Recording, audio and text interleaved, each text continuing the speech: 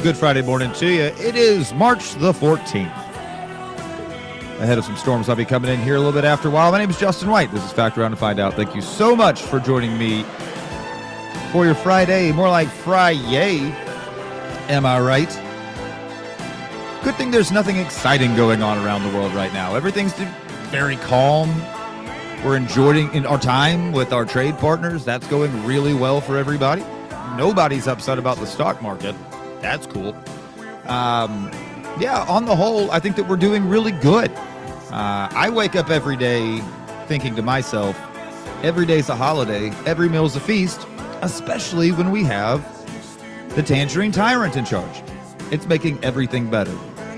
The Orange Oligarch is doing the Lord's work.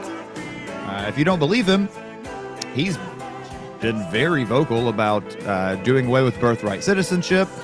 You know, simple things that are in that foolish document that we call the Constitution. No need for it. Really, what good's it done for anybody? Not nothing. Not nothing. Women's rights? Get rid of them. Who cares? Brown people? Black people? Hope you liked the 50s. Talk to your grandparents. See how they felt about it. Separate bathrooms, separate lunch counters, separate water fountains. Hope we enjoyed that. Did you know that if we went back to the level of taxation on the wealthiest that we had in the 1950s, because everybody wants to say, go back to the 1950s, traditional family values and all that stuff. The 50s were the time. Okay, cool. So we go back to the 50s. At least for taxation purposes, we can have zero deficit, zero debt, fund all schools, and hell, everybody gets a new road if we go back to the taxation levels that they had in the 50s. I say I'm okay with that part of it. As far as make America great again, fuck it, let's go all the way back to the 50s with taxes. Literally with nothing else. Just with the taxes. Again, it is Friday, March the 14th, 11:05 at 75.6 degrees where I'm sitting at World Headquarters in North Jackson, Tennessee. Out at the airport, it's like Prince. the airport formerly known as McKellar-Sipes. Now we go by Jackson Regional Airport, which is fine. At times they are a-changing. Sometimes we have to just roll with the punches. But out at the airport right now, 69 degrees Fahrenheit. That's 21 degrees Celsius for those of you playing along at home. Your West Tennessee weather, as always, brought to you by Smith Oddities in downtown Jackson. Go see them. Go see Dustin. They got all kinds of cool stuff coming up. Today, sunny, a high near 81 whole degrees. I think that we're probably going to surpass that by a degree or two here in West Tennessee. I'd say maybe 82, 83. I saw a forecast that said 85. So I would not be shocked if we hit that 85, 86 degree point, at least for an hour or so this afternoon. It's going to create a lot of unstable air, both here at ground level as well as in the upper atmosphere. It's going to really fuel some of these storms that are going to push through overnight. For tonight, showers and thunderstorms, mainly before 4 a.m. Some of these storms could be severe. So kind of keep your eyes low. Be vigilant. Have a plan in place. Know what you're going to do if you need it. Hopefully we don't. But there are going to be people around West Tennessee, the Boot Hill, all the way up to the Boot Hill, Missouri, coming down eastern Arkansas, northern Mississippi, parts of maybe Louisiana are going to have some long track storms with the potential. Now they're saying of up to baseball-sized hail in some of these. If some of these storms jump out in front of the system of the it's not going to exactly be a squall line storm, a lined storm. That's going to be for tomorrow midday into the afternoon. This storm's going to pop off a little bit differently. We're going to have a lot of small little beaded storms that are going to pop off, so it'll be easier to track them. That's a good thing. It'll make them easier to track. It'll be easier to give warnings to folks, because we'll be able to follow the storms and see exactly where they're going, where they're coming from. But again, that's going to be later this evening. If some of this rain will kick in early, kind of push out in front, which I don't think it's going to, but if it does, it'll break up some of that instability in the upper atmosphere. It'll cause these storms to not be quite as severe. That'll be helpful. I don't see that happening. Now tomorrow, midday into the early afternoon, I'm definitely looking for some pretty crazy squall lines with some strong winds. For today, mainly in the afternoon, 15 to 20 mile an hour winds, gusts up to about 40 miles an hour. It's going to be really, really windy. A low tonight of only 65 degrees. New rainfall amounts, maybe a half an inch. Possible some of these storms.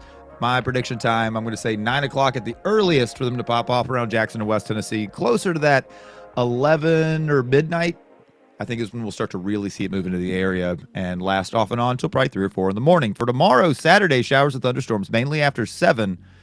Again, some of these storms may be severe. They're talking 1 to 2 inches of rain, locally heavier amounts, possibly closer to that 3-inch mark for part of the outlying areas. We're doing good on rain right now.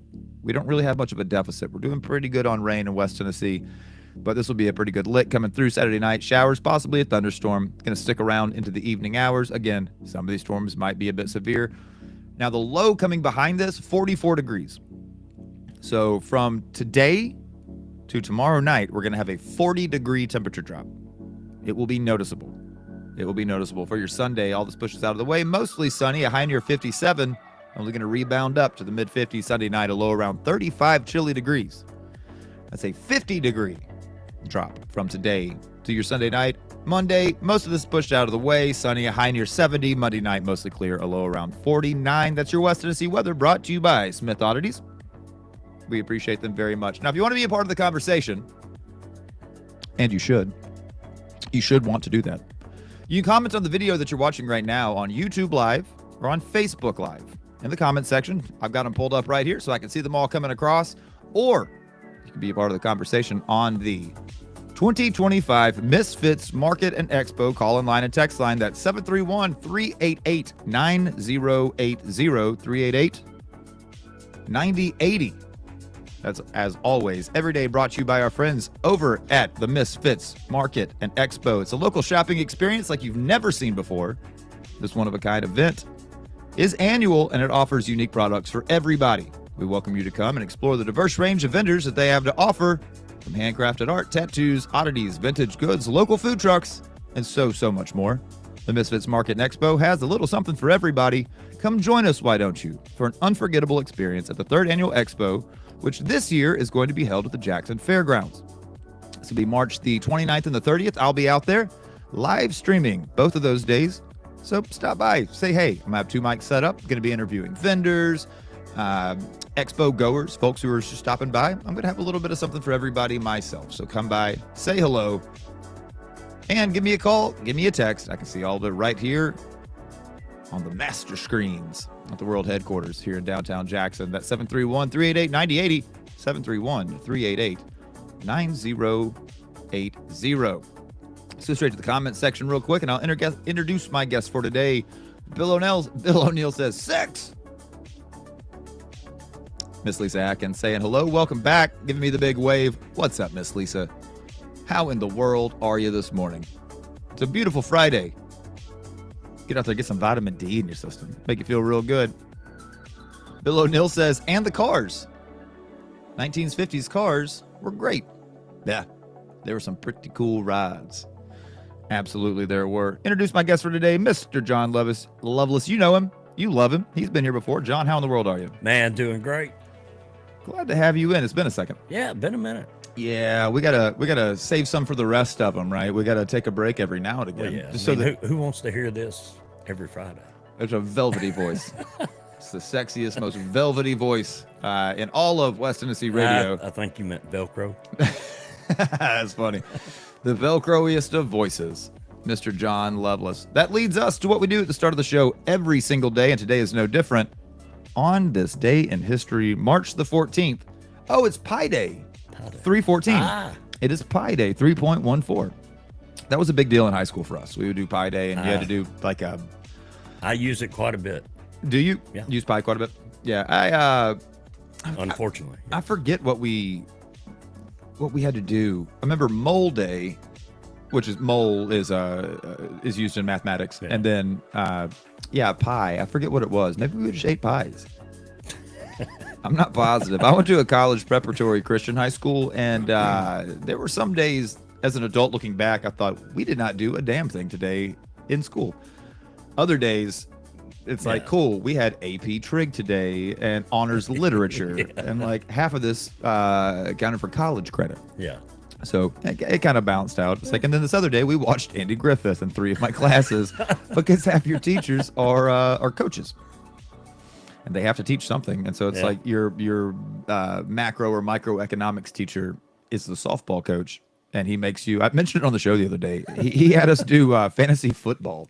Really? For the entire first semester. Wow. Of a 2-semester. Yeah, he made us do. Not it could have been worse. It could have been worse. I remember. I was like Corey Springer or somebody like that. I forget what team he played for and if that was exactly his name, but something similar to that. He got hurt in a preseason game. It was like a torn Achilles, something like that. But he was still on the roster, but on like DL. Oh. And the girls didn't watch football. They had no idea. And so we started this whole thing where every time we'd be around one of the women in our class, the young ladies, I guess, because high school. Start talking. We would say like, man, you got to get Springer on your team. Like if you want a good running back, he's the guy. And so every girl picked him. So wrong. And then you can't change it for the next whatever. And so their first week or two of the season, they just got boned. It was awesome. Their running backs never put any points up because that's who they had. It was fun. It was fun. On this day in history, March the 14th, American basketball player. Born back in 1988. I always forget he's younger than me. Steph Curry. Steph Curry's younger than us? Yeah, he's younger than us. 88. Born in 88. Yeah, he's... I'm an 82 model. You're what, 83? Yeah. So he's a fair amount younger than us. He's 5-6 years younger than us. Is he still playing? Yeah, he still plays. Let's see. Born in 1965, Indian actor Amir Khan. Born in 1958, Prince of Monaco Albert II. The Prince of Monaco.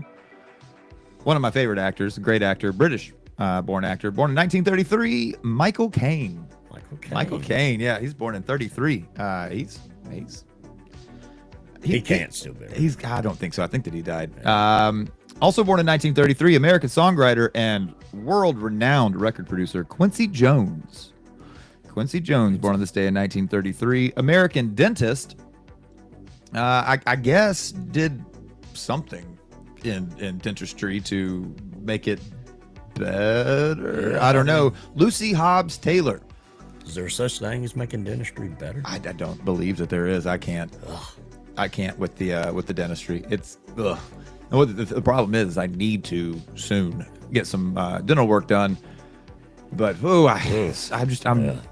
people say it's an irrational fear. It's not an irrational fear. No, there's not enough Xanax to calm me down before I go. No, I have a panic attack like the night before, just thinking about having to go have a medical procedure done. I don't know what it is about their syringes they use when they give a shot, but I swear it feels like the needles are several inches long. It feels like it's like a number and you look 2 at pencil. It and it's like that. Yeah. You know, it's just like an your inch, mouth. maybe. It's your mouth. It sucks. But yeah, no, it feels like they're putting a number 2 pencil directly into your face. That's what it feels like. And I do not care for it. No. Modern dentistry. Really, the only advancements in modern dentistry in the modern era has been the advent of X-ray.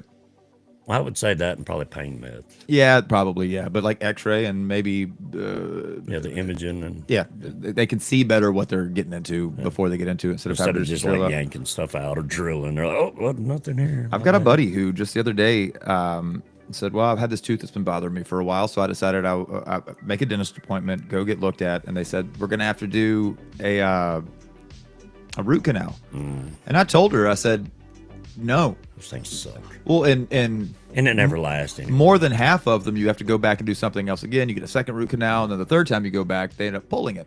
Or putting a crown on it. Putting a crown on it, a cap, something. And so to me, instead of that, if they say that tooth's bad enough, it needs a root canal, pull it. Yeah. The tooth that's not there cannot hurt. This is true. But what about phantom pains? That's a real thing, but I would rather deal with phantom pains any day of the week than deal with the real deal. True. In all honesty, I would much rather do that. On this day back in 2004, I don't know why they call it an election, the re-election, because that's not exactly how that works. But Vladdy baby, Vladimir Putin, the intelligence officer and politician who became president of Russia back in '99 upon the resignation of one Boris Yeltsin. He was overwhelmingly re-elected to a second term as president on this day in 2004. Can't really imagine that those elections are much of an election. That's a full-on oligarchy full of despots. Anything that's despotism basically is not a free and fair election. Just not. On this day back in 2018, died at the age of 76, English theoretical physicist Stephen Hawking, who is best known for his work in physics of black holes, and for one of my favorite reads, if you ever get a chance and you're looking to get a little heady, his book, A Brief History of Time, From the Big Bang to Black Holes, came out in 1988. It's a fantastic read. No way. A Brief History of Time. There is no way I could read it. It's heady, and he does a good job of explaining it in a way that the layman can understand. Honestly, just go ahead and say what you want to say. No, I'm just saying I'm a layman too. I really am. I'm a layman too. Same with Einstein's theory of relativity. I read that in paperback in, I think it was 8th grade when I read that the first time. And you don't have to understand fully all of the equations, all the math behind it. He just does a really good job of explaining it in a way that the layman can understand, because he was one of the guys who always said, if you cannot explain something simply, then you don't actually understand it yourself. That's a good point. Yep. If you cannot explain it to somebody simply, you yourself don't fully grasp it, or not to the point that you should. Yeah. Not all the way. So yeah, Stephen Hawking died back in 2018 on this day at the age of 76. If you get a chance. He was English born? Yeah. I didn't know that. Yep. Stephen Hawking was a Brit. Cool. He was. There was a good movie about Hawking. There was a couple that came out. What was who played him? It was Bow Tie Cucumber Patch, Benicio del Cumberbund. What's that dude's name? Benedict Cumberbatch. That's what it is. Benedict Cumberbatch. Yeah. I always like to make up funny B word and C word names for that fellow. He's a good actor. He did a really good job playing now, what Sherlock disease Holmes. did he have? What was that? I feel like it might have been polio that he got. I mean, something I forget exactly what it was. And what's odd is I did an entire podcast episode just on Stephen Hawking, so I should know that. 2016, on this day, March the 14th, English composer and conductor Sir Michael Maxwell Davies, whose powerful, innovative music made him one of the most influential composers of the 20th century.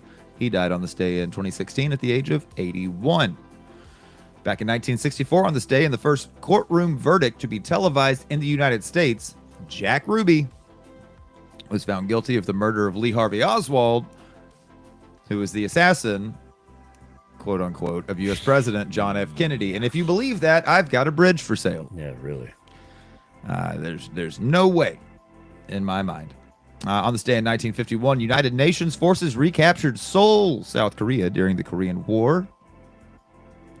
On this day in 1899, going way back, German military official Ferdinand Graf von Zeppelin received a U.S. patent for a quote-unquote navigable balloon. It was the first Zeppelin. Yep, made its initial flight the following year. That's cool, mate. It is. Somebody should use that. Yeah. I think it'd be a hit. On this day in 1883, historian and revolutionary Karl Marx, who wrote the Communist Manifesto, he died at 64 years fun in 1848. No, he wrote the book in 1840. I was like, that's not true. He was born in 1883. I was like, dang. Yeah, he died in 1883. He wrote the Communist Manifesto in 1848. He died at 64 whole years old. I didn't realize it was that long ago he wrote that. Yeah, it was a while. It was a while ago. In 1879, German-American physicist Albert Einstein, one of the most creative intellects in all of human history, known for his groundbreaking theories of relativity, he was born on this day in Ulm, Germany. Ulm. Little Jackson, Tennessee, on this day in history, back in 1864, celebrated American railroad engineer Casey Jones. Yep, he was born in southeastern Missouri on this day in 1864. I didn't realize he was born during the Civil War. Yeah.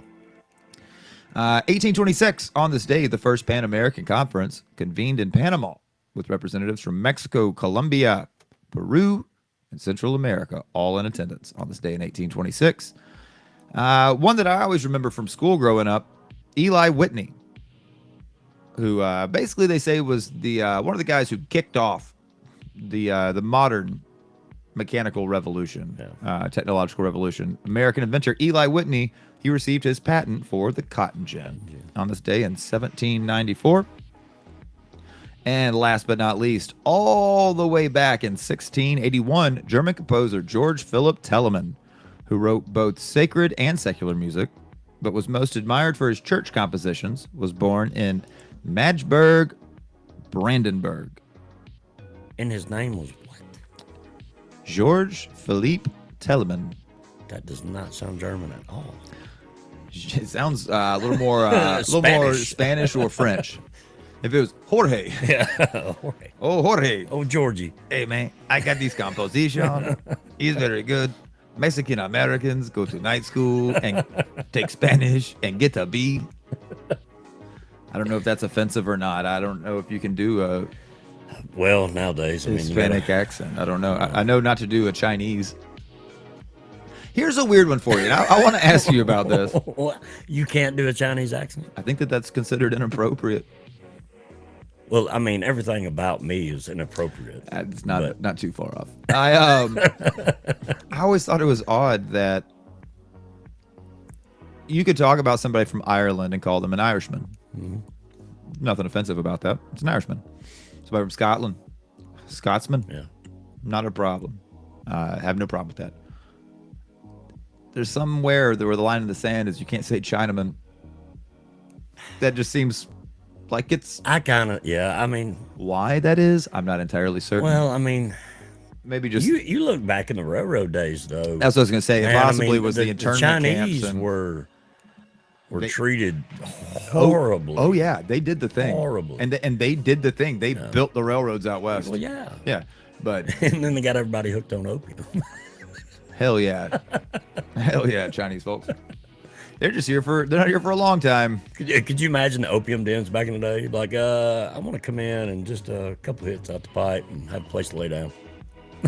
You mind if I stay for a second? Yeah, can I stay for a day or three? I don't have to leave right now, do I? How much did that cost? Send the rifle through your wallet, see how much you have. While you're zoned out. How many coins you have in your pocket. On the national calendar, there's always something every day going on. Today, March the 14th, is National Write Down Your Story Day. Write down your story day. Don't have enough time. you have to find time to do it. It's also National Children's Craft Day. Get out there with your kiddos, do some crafts. Crafts are so much fun to do with kids. It is a blast. Paper airplanes, man. I still love them. I love a paper airplane, and everybody's got their own way. Yeah. Everybody's got their own way of going about the paper airplane. Today is also National Learn About Butterflies Day. Yep. We brought it up. It's National Pie Day today. Yep. It's also, and this is the one I'm going to dive into a little bit. It is National Potato Chip Day. National Potato Chip Day. National Potato Chip Day is on March 14th. It celebrates America's #1 snack food. Millions will enjoy their favorite chips on this holiday. Every day. Day's National Potato Chip Day for me. Day. It's a good thing. There's so many to choose from. So you've heard of like Saratoga chips? Yeah. Yeah. August the 24th, 1853, an unhappy restaurant customer kept sending his potatoes back to the kitchen, complaining that they were thick and they were soggy. Chef George Crumb decided to slice the potatoes as thin as possible, fry them until crisp, and add a little extra salt. To the chef's surprise, the customer loved them. There you go. The crispy potatoes soon became a regular item on the restaurant's menu under the name of Saratoga chips. Other explanations point for their existence of the potato chip. It points to recipes in the Shilling Cookery for the People by Alexis Sawyer.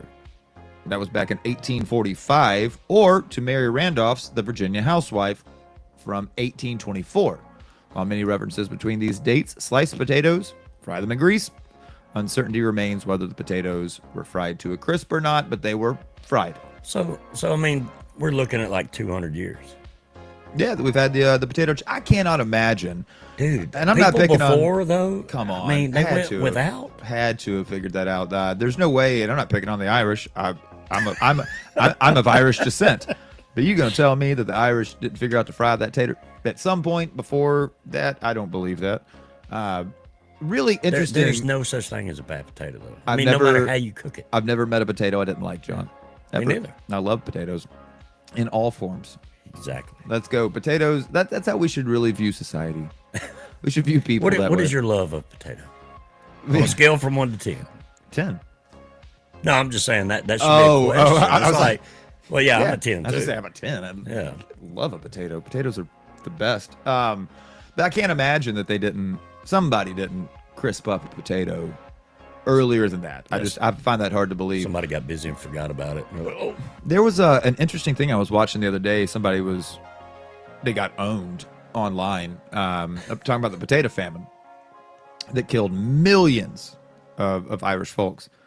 And what was interesting about that is that the Irish ran out of potatoes. Yeah. It's not like they had nothing else to eat. They had plenty of other food, Yeah. but potatoes was such a staple Yeah. in the Irish diet. Well, that same famine actually hit some countries right around Ireland. The Scots, parts of the UK. It hit them too. Other because, parts. I mean, they're all very They're all close. right there. It's an island right there. So it hit them too. The problem wasn't that they didn't have other food. The problem was that actually hit some other neighboring nations right there around them. And those people said, well, we don't have as much other food as y'all. So they just came into Ireland and they took all their other food. That's why so many people died from the potato famine, not because they were just out of potatoes alone, but because other nations came in, invaded, and took what other food they have, leaving them just destitute. Now, and I could be completely wrong, but I could have swore I heard somewhere that the potatoes are not native to Ireland. I don't think that they are. They were brought By in, somebody. Yeah. Yeah. Who knows? Probably Vikings. Maybe because they're real close. There's like just south. They're like, we're going to take everything you got, but we'll leave you some potatoes.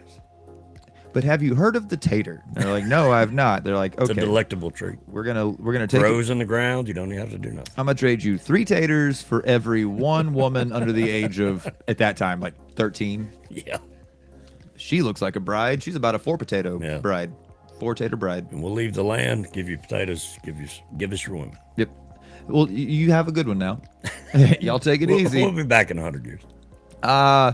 By the late 1870s, menus across the country used the term Saratoga chips on their train cars, hotel restaurants, and streetcars. The name carried into grocers when bakeries began to make chips in larger batches. Then they shipped them by wagon to the restaurants and grocers by the barrel.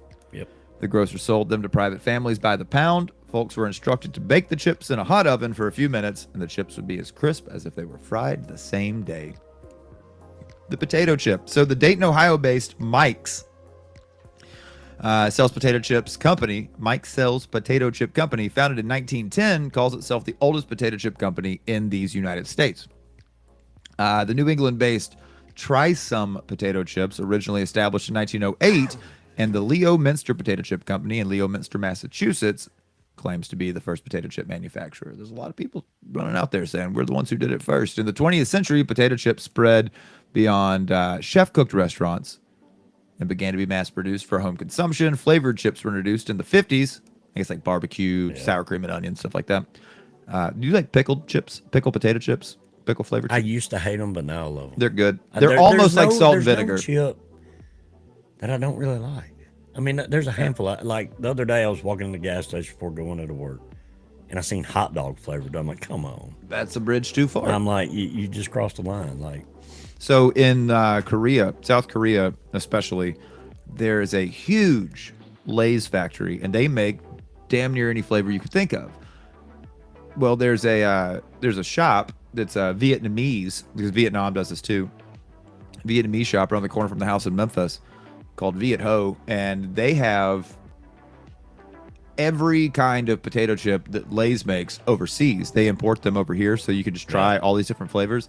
There's some pretty interesting ones out there, brother. I will tell we tried you all kinds of them. One cool, quick thing. When I worked at Kellogg's for a little while out there in contract maintenance, of course, Jackson, Tennessee produces for all over the world. Yeah. And one of the things was, while we were there would be chips everywhere in break rooms, and you could eat whatever. And there was some that we were like, I don't know, that ain't American, right? And I can't read it.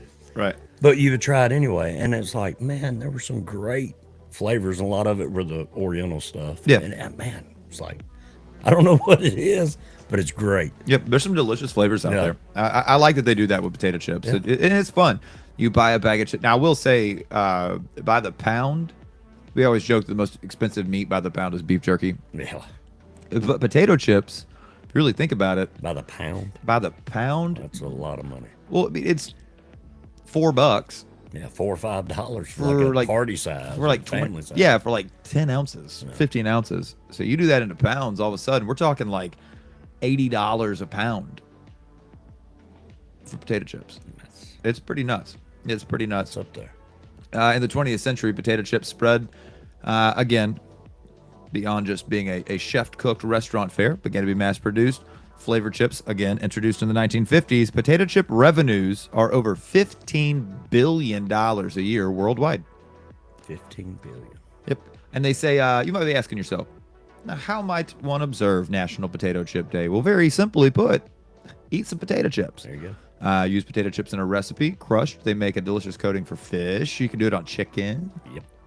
Yep. Dip chips in chocolate for a sweet, salty snack. I've seen people do that. But it's not for me. It's not for me. They But had a white chocolate Pringle that was oh no, no, yeah, That doesn't sound good it at all. was wrong. it says you can share your recipes with other people. Hashtag National Potato Chip Day. Make some homemade dips. I love a dip. Oh yeah. I love a dip.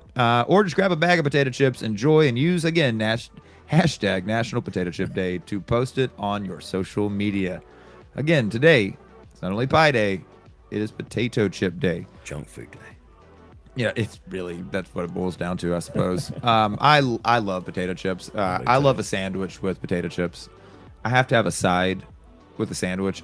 Now, do you put the potato chips on the sandwich? I don't. Okay. I can't have. do it. I've done it, but it's not my thing. I want them separate. I grew up. When I was a kid, I guess I would do it every now and again, but I grew up. I want the exact ratio of bite to chip to be a certain, and it's different for everybody, but Yeah. I've got my ratio, and that's what I want. What's your go-to potato chip? Mine's And it the varies. yellow Lay's. Lay's, yeah, The the original classic yellow Lay's. Super salty. They're so salty. They're so good though. You can feel your face get red while you eat them. Oh yeah. You feel your arteries, your blood just slow down a little bit. That heart rate go up a Yep. little bit. Yeah, blood pressure. Yeah, the go-to, like if I just had to pick, yeah, it'd be the classic Lay's. I like a good Ruffles. If you're using a dip, If you're using a dip, Ruffles are great for a dip. fried dill, pickled dip. Yeah, that's good. That's Yeah, good. Or like a Ruffles. bean dip or Even like guac, man. Just putting they do go good with Yeah. guac. They really do. Trevor Shackelford jumps in and says, will onion flavored puff rings, Funyuns? He said, will those suffice? I'm saying yes. It's not really a chip. that's a corn thing though. Yeah, I guess they are. They are I guess they are corn. I'm gonna go. I'm gonna give you a yes, which is funny because Funyuns would actually be closer on the spectrum to a tortilla chip than they would be to a potato chip, True. based on composition, Yeah. based on what they're made of. But Main ingredient. Trev, I'm giving you. I'm giving you the go ahead Yeah, I'll say for some I'll say Funyuns. I haven't had a Funyun in forever. Yeah. I hadn't either. I think I'm gonna get some on the way home. Munchos. Munchos were always good. I liked the Munchos. They were a little bit rough on the roof of my mouth, though. Yeah, it's like the Captain Crunch of the chip world. Ooh, yes. That's a good parallel. Yeah. It absolutely is. Miss Lisa Atkins says, I hate math. Yeah. I do too, but I have to use it every day. Every day. And that wraps up National Calendar Day. On this day in history, it's Pie Day. Either eat some pie, use pie in mathematics, but whatever you do, have your bag of your favorite crisps, your favorite potato chips sitting right there by you while you do it. Some stories that I found from across the nation and across this globe of ours. Let's get started right here with this is from the AP out of Michigan. From Grand Rapids. Oh, Leslie Beach jumps in on the comment section on Facebook and says 44 years old and would still rock plain Lay's on a sandwich. On a sandwich? Yeah, she said on a sandwich. And the thing is, Leslie, come on. it doesn't. How do you control? This is my question for Leslie. How do you control the chip to sandwich ratio, You to the have bite to ratio? crush them. Yeah, That's the you'd have only to. way, dude. That is the only way. I would have to put them on there, crush the sandwich, Yeah. open it back up, And double check. that my ratio was right, and then do it again. It just seems like extra legwork. I don't know. I'm tempted to do it when I go home, like fried bologna sandwich, That's, mustard, and some plain Lay's. Yeah, that's so much sodium, but so good.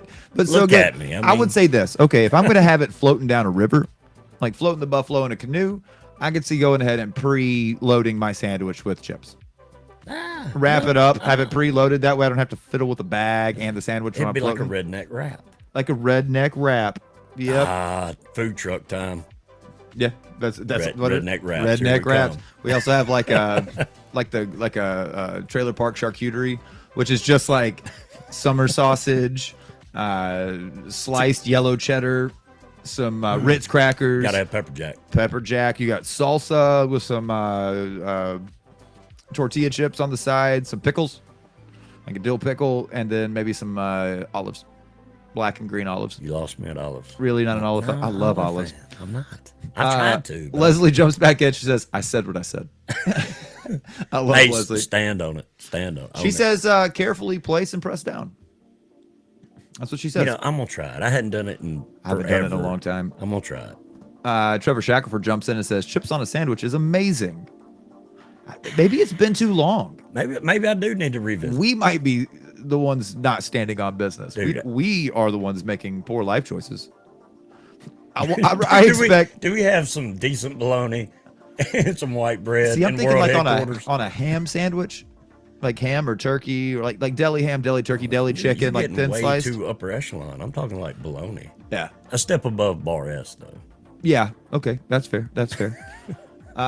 From the text line, Misfits Market and Expo text line, 388-9080. Who is this? It's an anonymous one. Comes in and it says, I love your show, Justin. I love it when John's on as well. You never know what you're going to hear. Yeah. Anonymous. Yeah, anonymous. I've got a lot of people's names put in here, so I know who Yeah. they are. If you let me know who you are, I add your name to the Yeah. list. That way I can address you properly. But yeah, Trevor Shackelford chimes back in on Facebook in the comment section and says, brother, Doritos on a bologna and mustard sandwich is banging. I forgot about Doritos.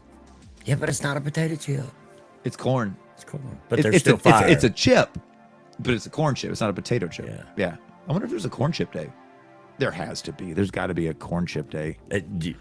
Well, there was a tortilla. There was tortilla chips day not long ago. I wonder if this falls that under would that. classify because it is a tortilla chip Yeah. Well, it is same shape and everything, so it is drenched technically a in orange. goodness. Great artificial, nothing real about I've it. come cheese back flavor. around to the Cool Ranch. It took me a second, but I It came takes a back minute, around. dude. Now the original Dorito, that's you can never go wrong. That's a delicious. All of your fingers and stuff. It's so good. Spicy. I don't know if I've ever had the spicy. What? Spicy Doritos. I don't The think spicy nacho cheese? I don't think I have. I've had the nacho cheese, not the spicy. You ain't lived. I haven't lived. I got to check that out. Spicy nacho Great. cheese. This story out of Grand Rapids, Michigan. I found it to be a bit interesting. I want your take on this, John. It says a Michigan veterinarian who said that she rescued a distressed dog that was tied to a truck is facing theft charges after failing to return said dog to a homeless man who said it was his dog. Her name is Amanda. Oh, geez. Hergenredder. There's way too many consonants.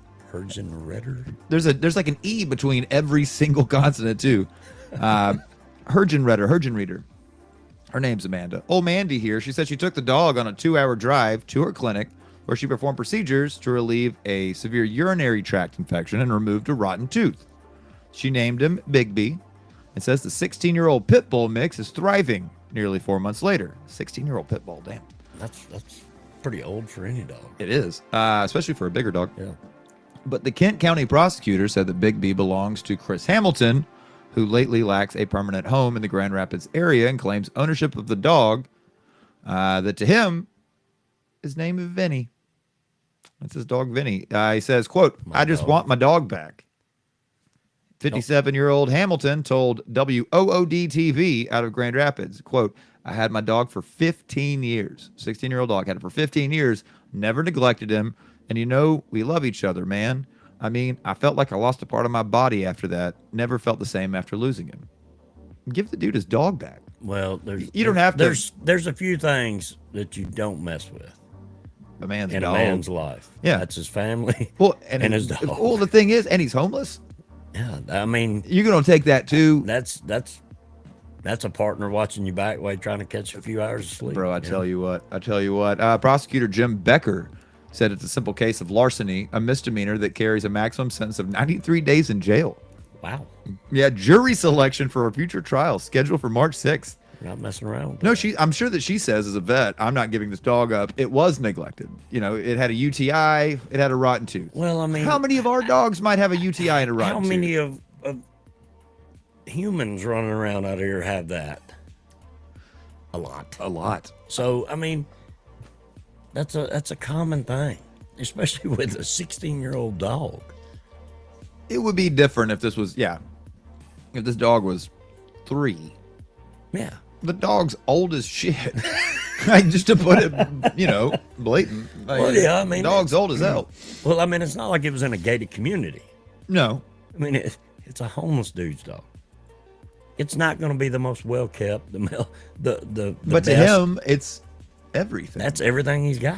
Yeah. He goes on to say, quote, you don't have a right to just take something because you feel something's wrong. People have a very big attachment to their animals. That's what the prosecutor said. Becker, he told that to the local TV station. He said, no matter where you are in life, what your stature is in life, be it poor, whatever it is, this is something that's important to an individual. Yeah. Hell yeah. So apparently they're going to do a jury selection for this. She's fixing to get She's not going to win. no. Because they're like- saying up to 93 days in jail. They're not going to enforce that. They're probably just going to say you owe us some hellacious fines. court cost, maybe a fine, and give the dog back. Yeah. He's homeless. So I hope that they do the court date in Grand Rapids, somewhere nearby. But if there's a prosecutor, he's got the law involved. Yeah. He had to have probably gone through some sort of an agency or an advocacy group that jumped in there with him. Hergen Reader, she said she was in Grand Rapids in November for a professional conference when she saw the dog tied to a truck near a Big B coffee shop. That's why she named it Big B. There's no dispute that she called the police department and animal shelter and also talked to a shop employee. So she did her due diligence in that way. Yeah. Said the dog, no energy, very lethargic. That's what she said about the dog. It's 16 years old. In dog years. Yeah, the dog's 100. Yeah. I mean, not quite, but yeah, the dog's old. She says, we carried him to our vehicle. It was just very sad. Hergen Reader said she performed medical procedures at her clinic worth about $3,000. Oh, God. She said she runs and plays at her home. The dog does. Adding, she is starting to, quote, slowly see the light come back in his eyes. Hamilton acknowledged that he tied the dog to the truck while he was walking to a gas station. He said when he returned about 45 minutes later, coffee shop employees told him some lady in a van came, took your dog, snipped the rope, cut the rope, took the dog. The vet's attorney, Mike Greengard, is offering a vigorous defense of the veterinarian. He says she fears the dog won't get the attention it needs in its old age if she gives him up. But again, it's an older dog. Quote, Mr. Hamilton didn't even take such basic steps as licensing the dog. Dude don't have a house. That's not his top priority. Yeah. That's what they told the Associated Press on Tuesday. Now he expects a benevolent doctor to give Bigby the medical treatment that he's been denied and needs moving forward, and then just give the dog back. I think it is an unfortunate situation all the way around, that's, her attorney says, but I'm glad Bigby is living his best life. Well, what did she do? Give him $3,000 worth of liquid IV and Adderall I don't to get him hopping again? I mean, this steady meth diet that this dog's on is making him super excited. of course he's gonna be bright-eyed and running around everywhere. Okay. I say give the damn dog back. Yeah. Just give the dog back. Do your good deed as a vet. You should just be happy that you did the right thing. Oh, and, yeah. and just move along. This should not be that difficult. Is there a picture of the dog? Let me look here. Yeah. There is. Is it a good looking dog, or is it like a dorky looking dog? Does it look like me? It's okay. Forrest Gump. Is he smart or is he like me? He's like you. No, he's a cute pup. He's a cute pup, so he is like you. He looks a little tired, but he's old. He just looks so he does look like us. He just looks a little old and a little tired. Yeah, he's a little warm, but it happens. And she's got him in a coat with God. like with the bandana, Really? the whole 9 yards. Yeah, she's got him all dolled up. That dog's a street dog. Yeah, that dog's like, I hate my life. Right now. I was having. Thanks for the Adderall and the liquid IV. I was but eating hate my gas life. station corn dogs Dude, I had the best life. was- Chicken strips from Dodges, man. out of the dumpster. I was eating those taquitos or whatever that are on the rollers every night. It was great. Let's stick with animals. This story from UPI comes out of Peru. Authorities in Peru apprehend an unusual burglary suspect responsible for ransacking multiple homes. It's a monkey, ain't it? An escaped pet monkey. Yep, it was a pet too. What kind of monkey did it say? Let's see here. Please be a spider monkey. I'll be all over you like a spider. Let's see. Peru's National Forestry and Wildlife Service said personnel responded alongside veterinary staff from the Ica Municipal Zoo, where a monkey was seen on rooftops, trees, and power lines in an Ica housing complex. The monkey, it's a male black-capped capuchin. I know I'm saying that wrong. You know how it's... I know, yeah. I almost said it. I They're got into super- trouble this on They're on, super cool little monkeys. Man. on the radio on 101. I got in trouble for this because I know what the word's supposed to be. I know what it is too, but I can't say it. I'm looking up the pronunciation because it's going to drive me nuts. It's like chin at the end. Capuchin or... They're super cool. It's Capuchin. Capuchin. Is that right? Yeah, I was way off, man. Let's see.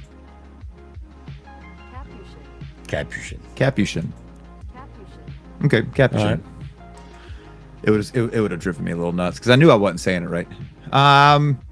So it's a male black-capped capuchin who's found to have broken into a number of local homes and caused damage. Officials said that the monkey's native to the Amazon, not the Ica area, leading them to suspect the small primate was an escaped pet. Marks along the animal's waist were consistent with having been tied with a rope or a chain. The monkey was safely removed from a neighborhood tree, taken to the local municipal zoo, where it's currently in quarantine. Uh-oh. It's going to be Outbreak all over again. Remember that movie? Monkeypox. Yeah, monkeypox. Officials said that the monkey is too domesticated to release back into its natural habitat, but it was unclear whether it would remain at the zoo or in Ica. or be moved to a new permanent home in another zoo or sanctuary. Also known as euthanasia. He's going to a very nice farm. He's going to get the pink juice. Yeah. This is not the first time I've seen this recently in the headlines. Monkeys breaking into to houses. They're taking over. You got to watch out for these monkeys. They're coming for your stuff. They're very greedy. Everyone says so. We all know it to be true. Very. They're so freaky. Have you ever been around a pet monkey? Yeah, they're weird. You're like don't you're like it- standoffish about it. Sure, You're of course. I don't like it when they put diapers on the monkeys. No, That makes me and the little waist chain, belly chain. don't like it. Don't like it. It makes me uncomfortable. But it's better them to have a diaper than to sling it all over you. There's that. Yeah. There's that. Or we could just not have these animals as pets. Yeah, true. I think we might or not. Leave them where they. Just let them be. Let them be. It's a monkey. It's supposed to be outside doing monkey stuff. Running around, raising hell. Yeah, being a monkey. Yeah. A good time. It's supposed to be being a monkey. All right, here's one for you. Night at a bar earns a Michigan man a record-breaking lottery jackpot. So a Michigan guy cut his night out at the bar short when he won a record-breaking $677,141 as a jackpot from Michigan Lottery's Keno the Jack, Club Keno the Jack. The 54-year-old Wayne County man told Michigan lottery officials that he bought his ticket while having a drink at JP's Trolley Stop on Pelham Road in Taylor, Michigan. Quote, I don't usually play the jack, but when I saw how high it had gotten, I decided better give it a shot. When I checked the ticket on my phone, I saw I had won. I immediately left the bar. It was overwhelming and emotional to win such a huge amount of money. He didn't stay and buy the bar around. Selfish. Very Selfish. The man's ticket matched 9 of the winning numbers, earning him the largest jackpot in the game's history. The previous record was set at $503,000, and it was won at Fletcher's Pub, number 2 in Kalamazoo back in 2023. So they just had lottery at the bar. Yeah, That sounds like a well, horrible combination. when I was out in Montana and stuff, they had what they would call the casinos and the bars and gas stations, and all it was video poker and video keno, but the bar had a casino in it. Which you weird. walk back there, you think casino, blackjack, poker tables, roulette, craps. No, video poker, video keno. That's Well, it's just like here, but legal there. well, yeah, they're doing them in the gas stations around here too, which is They used to. it's interesting. Trevor Shackelford jumps back in and says, "My aunt Pam had a pet monkey named Billy Bob. She had to get rid of it." Fascinating. What kind of monkey was it, Trevor? Yeah, Trev, what kind of monkey? A silverback gorilla. She had to get rid of it. Dude, I mean- it kept kicking everybody's ass. A chimpanzee will rip a grown man apart It'll pull your arms off and beat you to Yes. death with them. Yeah. or eat your face off. Or, yeah. I'm not sleeping in a house with a uncaged monkey. It's dangerous enough to have like a dog.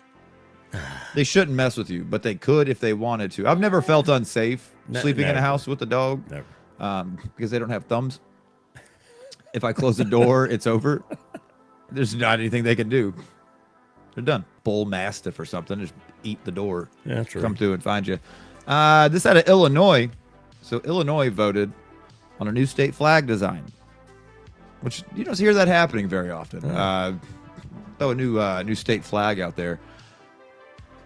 This is out of Springfield, Illinois. Flags engender such a loyalty and pride that they often become a very personal emblem, with quirky or quaint nicknames: Old Glory, Yeah. the Union Jack, the Maple Leaf, Yeah. or SOB. Never heard of that one. SOB. That would be a state sealed on a bed sheet. What? Okay. I don't know. The moniker which some have burdened to the Illinois state flag, a gleaming white banner emblazoned with the state's bald eagle themed emblem. Yeah. Some forward-looking lawmakers set up a contest to design a new flag, put it to a vote, and in a landslide, a winner was chosen. The current flag. The current flag won the flag contest. People just wanted the original flag. Yeah, I mean- think if they tried to do a new TriStar, like a new Tennessee flag. I'm voting. Think if they tried to do a new Texas flag. Oh, you can't do nothing with that Lone Star. That's what I'm saying. Where there it is. Yeah. Can't do nothing. Lone Star. That's what I mean. That's the flag. That's just the flag. Well, Or like California with the bear. That's the California Yeah. flag. It's what you I think mean, of that, when you, that- yeah. When I see that, California. it's California. So the SOB wins in a landslide of nearly 385,000 votes cast. The existing Bunting received 43%. More tallies than the next 6 finalists combined. Wow. I said, nope, this is what we want. Trevor says that it was a spider monkey. Yeah. He said it started regularly attacking her and scratched her face a few times. Yeah. He says monkeys should not be pets. No. I'm with you, Trev. So this is about the flag. It says, some may call it an SOB, But it's my SOB. but it's my SOB. Yep. The community flag, what are the vexillological community? The vexillological community flag experts. Really. Yep. That's- They may hate it, but people overwhelmingly prefer our current flag, said the Secretary of State, Alexi. We're just going to go with Alexi, whose archivist chairs the Illinois Flag Commission. Its members were chosen by the governor, legislative leaders, and state education museum administrators. Created back in 1915, the current emblem is a white field featuring the state seal, adopted back in 1868, a bald eagle before a rising sun, a shield in its talons, and in its beak, a banner expressing the Prairie State's dual tenets: state sovereignty, national union. In 1970, Illinois in block letters was added to the bottom. They should have put like super low speed limit in there too. Our cops are mean. Illinois state troopers do not play. Well, I mean, what's the top speed through the whole state? Like 65? It's silly. You Like, just come go on. out to Texas and it's 80. I And- mean, and if folks run when 90. I was out, you know, Oh, out in Montana? yeah, Oh. it was like 75, but they wouldn't even look at you unless you were breaking 90. No, they're not going to. And even then, they're kind of like, it's close to end of shift. They'll be They all are right. not batting an eye. Last fall, residents were invited to submit their version for a new standard flag. More than 4,800 people. Most of them actually were serious too. I'm sure they had some joke flags in there, but Oh, they said of the yeah, 4,800, yeah. most everybody was pretty serious. The commission, which whittled it down to 10 finalists, then added the current 1915 flag and banners created for the state's 1918 centennial and the 1968 sesquicentennial, which is the 150 year. Yeah. What I tried to convey to people was this is not a process that is mandating a new flag. We're going to test the waters and see what people say, so I respect those results. That was Representative Cambion Buckner, who sponsored the law creating the flag inquiry. But in Chicago, there was a Democrat, was quick to point out that while existing flags received nearly 166,000 votes, there were 219,000 votes for new colors. There were more people who thought that maybe we should move in a direction. Let's see what it says. There are more people who thought that maybe we should move in a new direction, said Buckner, who found the contest runner-up, a star-haloed sun rising above a converging green stripe of prairie, to be super cool. It does sound like a cool flag. Yeah. But then again, I mean, I'm kind of sentimental to the older stuff. I am too. I hang on to that, man. I am too. Set in my ways. Yep. Oh, we got a call coming in. Let's go ahead and take this one here real quick. Caller, go ahead. Hey, it's Leslie Beach. What's up, Leslie Beach? What's up? How in the world are Okay, you? so I'm doing all right. How are you? Any better, there be two of me. I'm telling you what, I'm a good set of twins. every day. I tell you All what. right, so All right, hit me. What you yeah, got? I'll tell you what. Okay, all right. So I know you moved on from pets, but I got to tell you. So speaking of pets that you should not have, All okay, right, okay. former coworker has a python. No way. So it has it from like baby, lets it loose in her house. No. Her, her love, her baby. And Wait, so, with a baby? No, this like she treats it. Oh, okay. Yeah, I was freaking for a second. I was like, what? No cage, has a python running loose in her house. Do you So- refuse to visit? No, I would never go to this woman's house. So the snake grows up, and she still like lets it sleep in her bed. Typically, it would coil at the end of the bed. No. So Wow. the snake starts the snake starts acting strange. It's not eating. It is not, quote, affectionate like it had typically been with her. And then it started like laying out straight in the bed instead of coiling up. Doesn't So that she mean they're takes it measuring to the you? vet. Yes, she takes it to the vet, and the vet says you have to get rid of this Sizing immediately. you up. It's preparing to eat you. It's starving itself and measuring you because it's going to eat you. And Dude. that took me to my core. I'm like, that's premeditated murder. Not to a snake. That's just life. That's Yeah, and instinct. she was so upset. She was like, "No, but he loves me," and the vet was like, "No, He would love to this eat you. reptile is not capable of He the loves you the emotion way that I you-" love that enchilada suizas that I had the other night at Los Portales. I loved it. Yeah. Exactly. Loved every bit. Yeah. So anyway, That's anytime I insane, hear Leslie. that you shouldn't have, yeah, that. I don't know. There. I'm not really scared of snakes so much, but like the big constrictors and stuff, I'm freaked. Yeah. My daughter's mother, when we were together and living together, we had a really nice large house towards the end there that I'd got. But for a while, we lived in an apartment in Memphis, and she had a ball python that she had since she was. It was a little python when she got it, but now this thing's like 5 foot long. It's as big around as a baseball almost. It's big, and it had been testing its enclosure. Come home one day, and it had opened its own enclosure and got out. And I walked in the house, and she looked at me and she goes, "Justin, don't come back in the living room." I was like, "That's weird. Why would you say that?" She goes, "Just stay in there." I was like, "No, fuck this. You can't say that to me and not expect me to want to know what's going on." And so she's like, "Well, if you're going to come back in here, come back in real quick." I'm like, "Well, now I don't want to again." Like, what's going on? And so I did. I like hurried into the room, and she goes, "Turn around and look at the door." And I looked at the door frame. At the top, you know, those old like Midtown homes, they have like the big crown moldings nice over it. frames, Yeah, yeah. nice frames and all that. The snake was laid all the way lengthwise across it with its tail hanging down like 2 feet on one side, its head just picked up looking across the room. Nope. Yep. I was like, "You're gonna fix. I'm going to go back out. You're gonna fix this, and you're gonna text me when it's ready to be it's ready to come back home." And so came back home. It was maybe 4 days later. She called me and said it's out again. I was like, "We're getting a padlock to this damn cage." So she said it's out again. I said, "Well, I had a gig that night," and I said, "Well, it'll be late when I get home. So just shoot me a line, let me know that it's safe to come home." She never found that snake, and I told her I was not coming back until that snake was located. I had her put clothes in a bag for me and meet me at the bottom of the stairs. I was not going into that apartment, and we did not find that snake for 5 days. Where was it at? I found it one day because I had to come back. And so I was at the house, and I mean, I'm nervous looking everywhere.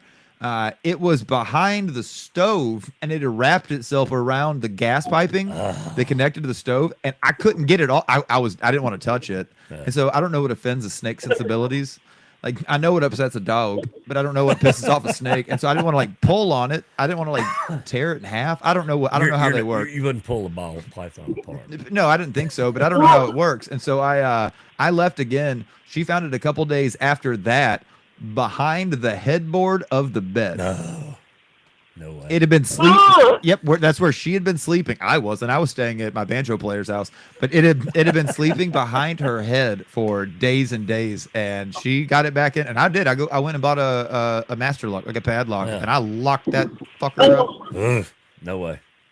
No That's way. a nightmare. Yeah, that's my only snake story. My only snake story. I was like, I have no desire to be around this snake.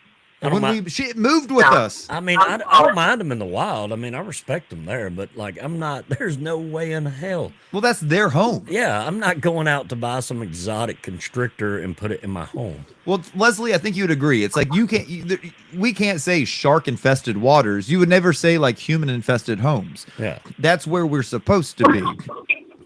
Like that's our place. So with snakes, it's like, Well, that's a snake-infested pond or slough or slough. Or it's like not really. That's just where all the snakes live. That's their home. Yeah. Now, No, can't deal with it. a home full of snakes is a snake-infested home. Exactly. Oh, Yeah, they ought not be there. Or I not. can't. I can't. What was No. her snake's name? No. Don't know. Don't know. Do not Didn't remember. care enough. Didn't No, care enough to figure it out. No, it's the story alone just like terrified me to my core, and I was just like, that's insane. So how big Yeah. was the snake? We, It was like it had grown to like it was like the length of her. oh yeah. We're talking like a 6 foot long. Yeah, that dude was getting ready. boa. He was going to try. Mhm. Yeah.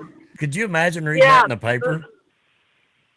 Woman gets killed by Seriously. pet exotic snake. Oh, We can look it up in he Florida. loved me as he's digesting her.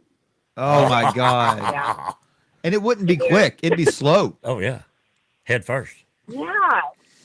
Oh, no, Head I mean, first, I'm a single woman living all by myself, and I am not that desperate. No, Yeah. Mm-mm. She said, No. not that desperate. I'm as a But, fellow hey. single person in their 40s who lives by Puppy. myself. Nah, I'm good. Puppy dogs are great. Yeah. I'm gonna pass. Yep, not Good. doing it. I'll go to the dog park. And I don't even want a dog. Like I don't want any pets right now. I like to come and go as I please. I like dogs and stuff. Wait, I would say. Yeah, I don't have anything I against love dogs. dogs. Yeah. No, love dogs, but it wouldn't be fair to a dog. And my kids are 25 and 22. Like, I am full on empty nest. I'm not. Mm-mm. Enjoying I can come and it. go as I get it. I like to leave and come I'll- back when I want to come back. Dog. I'm with you though, Leslie. It's unfair to an animal if you can't spend the time with I it. get it, And I know 100%. that about myself, so I no. don't want to do it. No, that's a No, I responsible work too thing. much. Very Yeah. responsible. Yeah, Absolutely. I'm not a cat person, but if I had to get a pet right now, I'd almost get a cat over a dog. I am not a cat guy either, but I've got two, and man, I'm not gonna lie. If something were to happen to them, I would cry. Yeah, I've got them trained almost like dogs. I call them and they come running. love it. They're great. Every woman that I think that I've lived with, dated, almost every one of them has had a kitty cat. And some of them were awesome, and some of them were shitty. Yeah. And some of them would spray because they weren't fixed. And Nothing worse than the tomcat. Oh, yeah. no, and they'd kick Cats can be stuff assholes. off the. Those dogs are Yeah, and they would just push stuff off of shelves Well, and they're ledges. Just, I'm they're like, natural assholes. yeah, you're a little dick. I'm the only asshole Yeah. in this house. It's like, look, here's a glass that's full of water. Let me knock it off. Slowly while I maintain eye contact. Yeah, while I look at you, taunt you while I do it. Yeah, they're 100%. They're kind of like mean. children. Yeah, they're a lot like it's like Penny. She just maintains eye contact while she keeps doing the Yeah. thing. I'm like, that doesn't make it better. It's like, stop. I don't know in what world you think that this is acceptable behavior, but and her mom's always like, Oh. she's like, she's definitely your daughter. She's gonna do what she wants to do. I was like, she's a toddler. She goes, exactly. Don't worry. You guys have a lot in It gets common. easier in like 20 years. Yeah. I'm sure it gets easier easier like as they that. get older. Yep. I don't know. I don't know. John's got Just had my oldest just turned 15 the 10th. 15. 15 whole years old. That's pretty cool. Getting into Oh. that 15-year-old girl. yes, both girls. Both girls. Got It's two a girls. brilliant plot that I thought one of us was making it out alive. Yep. Yeah. I know you understand it. that's- I've got all that ahead of me. This is my future. It's great though. I mean, it is cool to watch them grow up and turn into their own person. Yeah. All their little quirks and their little things. I mean, I'm loving watching them mature and do their own thing. I really am. But man, am I Yeah. not looking forward to the dating stuff. I'm really not. Because I know how shitty guys are. Yeah. It's like, honey, Oh, yeah. I'm not telling you to not date because I'm insecure. I'm telling you to be careful dating Yeah. because I was a 15, 16, Yeah. 17-year-old Like, boy let, at one let me point. tell you all the BS they're going to feed you. Yeah. Let me tell you all the lines. I heard Yeah. it put really well one time. It said, raise your daughters with so much love, getting it from their dad, all like, make sure that they're very loved and they know their values so that some dusty ass, hairy leg boy doesn't convince your daughter that a trip to Panama City Beach is Yeah. worth ruining her life for. Exactly. Yeah. Set the bar. set Yeah. the bar. Yeah, set that bar nice and high so that it's not, like I say, so it's not one of those situations where you look at it going, I just needed to fill that dad-shaped void, and I needed. He loved me. He told me he loved me. That is my biggest fear. Yep, It is. I believe it. I'm not scared of much, but that is one thing I'm terrified of. Well, you guys have you've got it down. You know what's up. I think I'll be okay. You know what? All right. I'm the For sure. fun You gotta parent, laugh. anyways. I'll talk to you in 10 years. Yeah. John will say, I remembered this one Yeah. conversation. It's like, I'll be all right. Like, why are you pulling your You know hair what, out, Justin? the best thing I ever did for my kids is like, they respect me and they call me the mothership. And, Cool.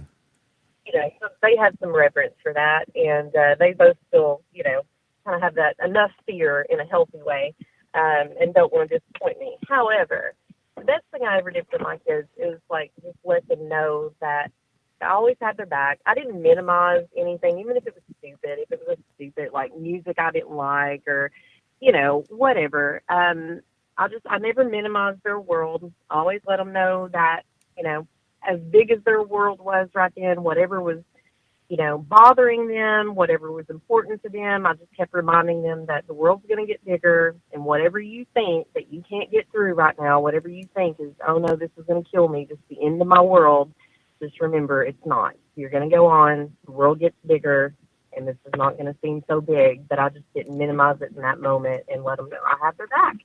And we're still extremely close. That's great Well, advice. You guys seem really That's close. great advice. We are. We really are. And I'm so grateful for that. My They're goal awesome. as a dad, because my dad did this for me, but I didn't realize that he was doing this for me until I was far older. Yeah. My dad was, like my best friend, especially the last, 10, 15 years of his life. He was my best friend, but in a healthy way. Yeah. I wasn't his best friend. He was my best friend. And I want to set the same example for my daughter of there is nothing you can do that is going to be too heinous, too out of the way, too crazy over the top that you cannot come to me. Yeah. You can call me, you can talk to me. Now, I have the right, I reserve the right to be disappointed. I reserve the right to be upset, but I'm not going to unload right off the bat. We're going to talk about this, but I would rather you feel like it's 2 a.m. I found myself in a situation where I don't feel safe. I don't know who to call. I'm calling Dad. I know I can call my dad, Yeah. and he will show up every single time for me and get me out of that situation. Yeah. And he's not going to just chew my ass all the way the hell out. No. We're going to have a conversation. Maybe the about next day it'll be a sit down, serious conversation about what the hell went on. Right, but for tonight, I'm just glad that Get you're home. safe. We're gonna get yourself home, and we're gonna take care of that. That's the kind of, because my dad was that way. I didn't realize it till later. I got in a lot of trouble a few times with the law, No. and I did not call my dad. I was like, that's the last person I'm calling. I'm not calling dad. How did that work out? Well, the thing is, yeah, and then I had all these court dates, and I fell behind on court costs, and I fell behind on stuff, and I got to where I lost almost everything. This has been well over a decade ago, and I lost almost everything I had. And I finally I came back into Jackson, Tennessee, and I called my dad, and I asked him if I could talk to him, take him to lunch. And so I did. I took him to the Waffle House, sat down, told him everything that was going on. And he goes, why didn't you just call me? He's like, if you had told me about this, we could have fixed this. Yeah. This is a money problem. If it's money, he's like, we can make more money. Yeah. Like we can figure this out. You should have just told me. And I thought, bullshit. There's no way you mean that. There's no way. Because at that time I'm like 25. Yeah. I'm like, there's no way you mean that. You know everything at that time. Come to find out, he sure as shit meant that. Like, and so from then on, it's like, okay, well, I get in a tough spot. I'm gonna call dad and at least let him know. I might not need his help, but I'm gonna let him know what's happening in my life. Just don't make a habit out of it.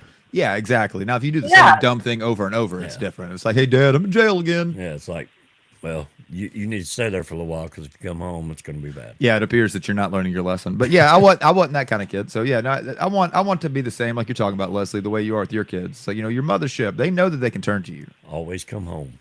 Absolutely. And kids, no matter how old they get, just like, with Penny, testing kids test the boundaries, right? They see how you're going to respond.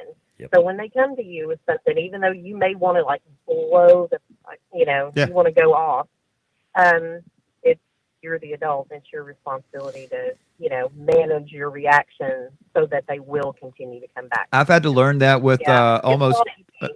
with an almost 5-year-old. I've had to learn that where they do something crazy, you can look at them and go. 'Cause the sentence that I've said more as a parent that no one prepared me for.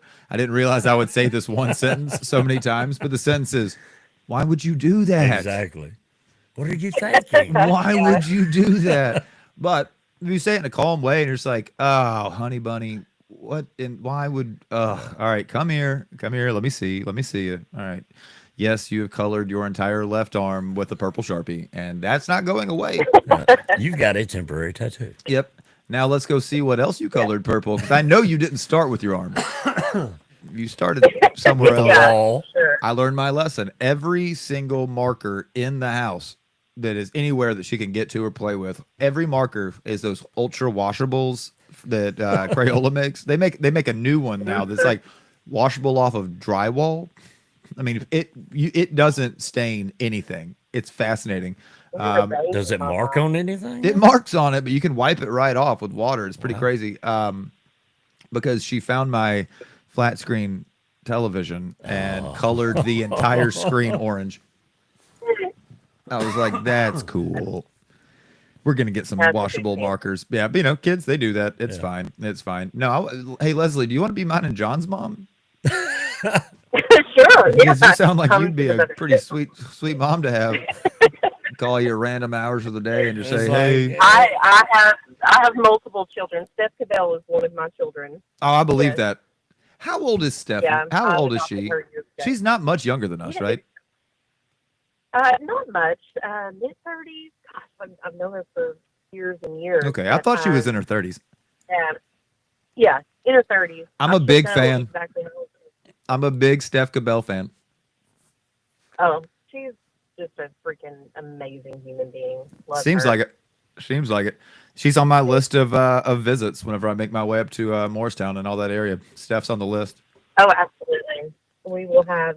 I mean, we'll just get all the homies together. Dude, I want to put together a Right. thing in 1907 or somewhere, but probably up at your place where like me, Bill, Steph, like all of those homies that have never Exactly. they've played Right. together before, but I've never played with them, and I think that'd be a whole lot of fun.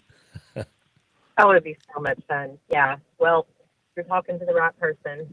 I had a So- feeling that I found the horse's mouth.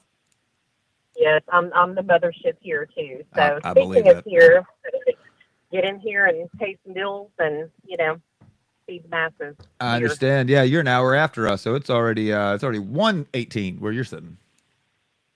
Yeah, buddy. Yeah, buddy. Man, Leslie, it's always a pleasure.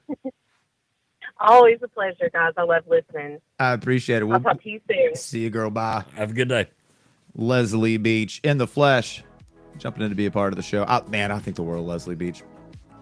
She's about as nice as they come. You can't ask for a whole lot better. Sounds super sweet. Oh, she is. She's awesome. She's absolutely awesome. Well, we are coming up on 12/20. It's 12/19 on your Friday, March the 14th. Gonna take a little pause for the cause here real quick. Go step out and enjoy some of this beautiful weather. And then we're gonna get to some of the more serious, more pressing stories from around the nation and the world. Again, good thing there ain't a whole lot going on to talk about, right? All right, you guys sit tight. We'll be right back right after this.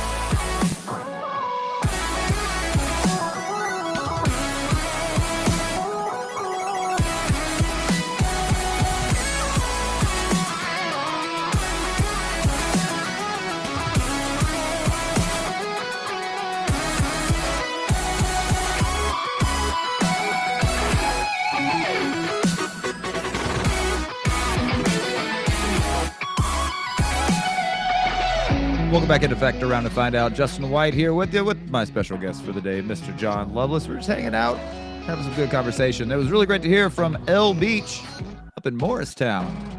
Oh, in the little East Tennessee representing, up in the mountain people. Hill people. Yeah, the hill people. We're over here. We're the Flatlanders. That's what we were talking about. We're the Flatlanders. If you want to be a part of the conversation, just like Leslie Beach did, you can either comment on the video you're watching on Facebook Live or on YouTube Live, or on the 2025 Misfits Market and Expo text and call in line. That's 731-388-9080, 388-9080. It's a toll-free call. Remember back when they used to actually have to specify that? It's a toll-free call. Yeah, be a part of the conversation. Always happy to hear from you guys. The Misfits Market and Expo, I'll be there live streaming here at the end of the month. It's coming up real quick. It's about 2 weeks out. It's going to be the 29th and the 30th of March over at the Jackson Fairgrounds. A local shopping experience like you've never seen before. One-of-a-kind annual event offers unique products for everybody. They welcome you to come and explore the diverse range of vendors that they have to offer, from handcrafted art, tattoos, oddities, vintage goods, local food trucks, and so much more. The Misfits Market Expo has a little something for everybody. Join us, why don't you, for an unforgettable experience at the 3rd Annual Expo, which again will be held this year at the Jackson Fairgrounds, March the 29th and the 30th. It's worth your time. I got to actually talk to the event organizers and ask them if I'm allowed to spill the tea on a couple of the special little things they have coming up. Do tell. I don't know if they've announced it, and so I'm afraid to say it. Okay, well, don't then. Yeah, well, then don't. That's easy. Keep everybody waiting. I can keep a secret. I absolutely can. Well, like I said, leading into that last break, it's a good thing that there's nothing really going on around the nation or around the world. Oh, wait. There's a lot going on right now. Let's see where I'm going to start here.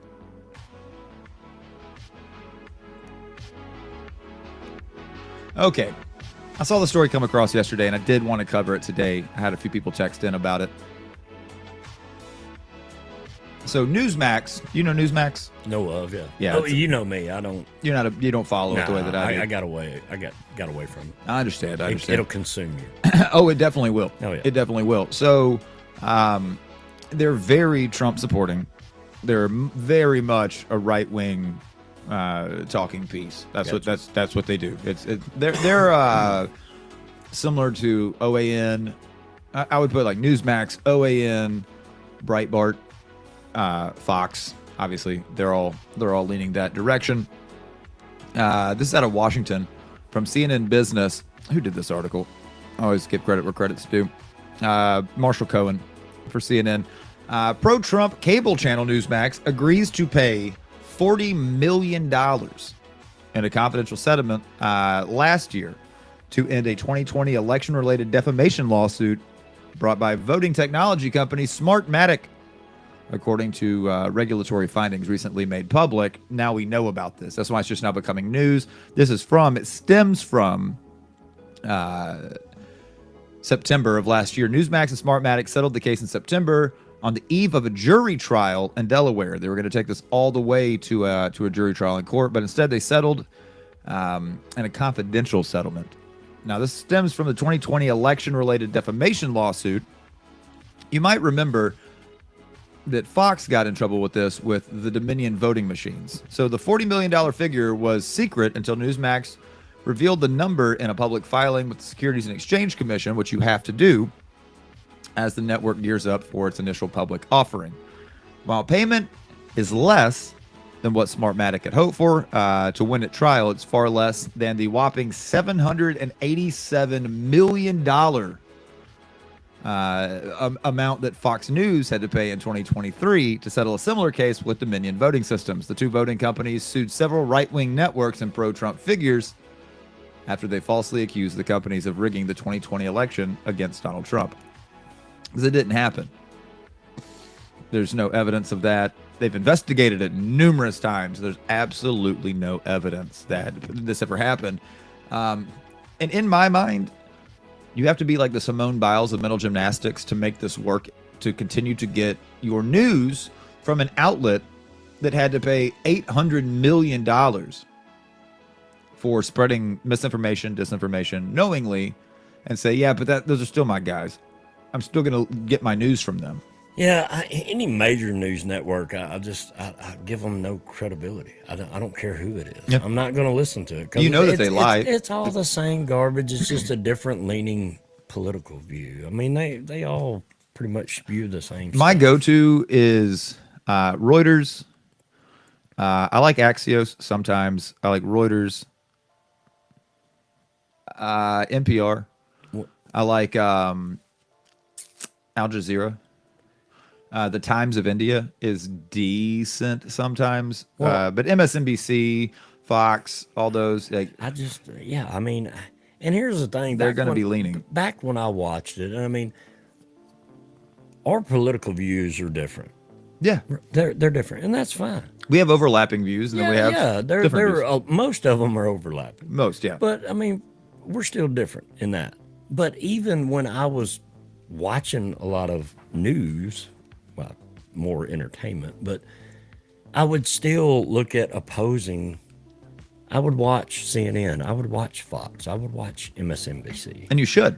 Because here's the thing, if you're in that echo chamber that's just constantly regurgitating what you want to hear, you're never going to get anywhere. You have to have an opposing views. There's nothing wrong with people having different opinions and different views. No, and you need to Because- know what the other side's saying. Well, yeah, I mean, not so much as to load up with ammunition against them, but it's just to know where they're coming from, Yes. because everybody's different. Yes. That's a beautiful thing. Me and you can disagree and still be friends. We can still love each other and disagree on a lot of things. And- And, and to- there's nothing wrong with it. To that point, I get a little bit frustrated whenever I'm watching some news outlets, but I get more frustrated when I see certain people post online, be it on Threads or Facebook, Instagram, X, any of those social media networks or sites that will say, I see people post, they're like, we can have different opinions, like you said, Yeah. and we can still be friends.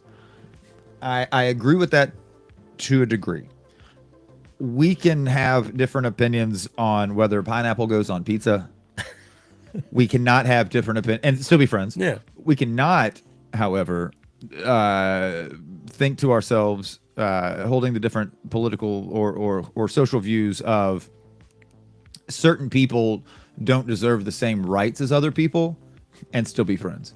If you believe in your heart of hearts that immigrants, black and brown people, other minorities, LGBTQ plus people inherently should have less rights than us, then no, I can't still be your friend. Well, no. Yeah, And I can't be your friend. But the thing is, people get upset about that because they'll post these things online saying, we can have different political opinions. And I'm like, no, if you are a MAGA conservative Trump supporter and you fall lockstep with everything that man says, no, we Well- cannot be friends because that's bigotry and there's fear mongering and there's hatred involved. And I can't be friends with somebody who stands on hatred, bigotry, things like that. I can't do that. And I think not a going lot to of do that. that is a lot of that stems from ignorance.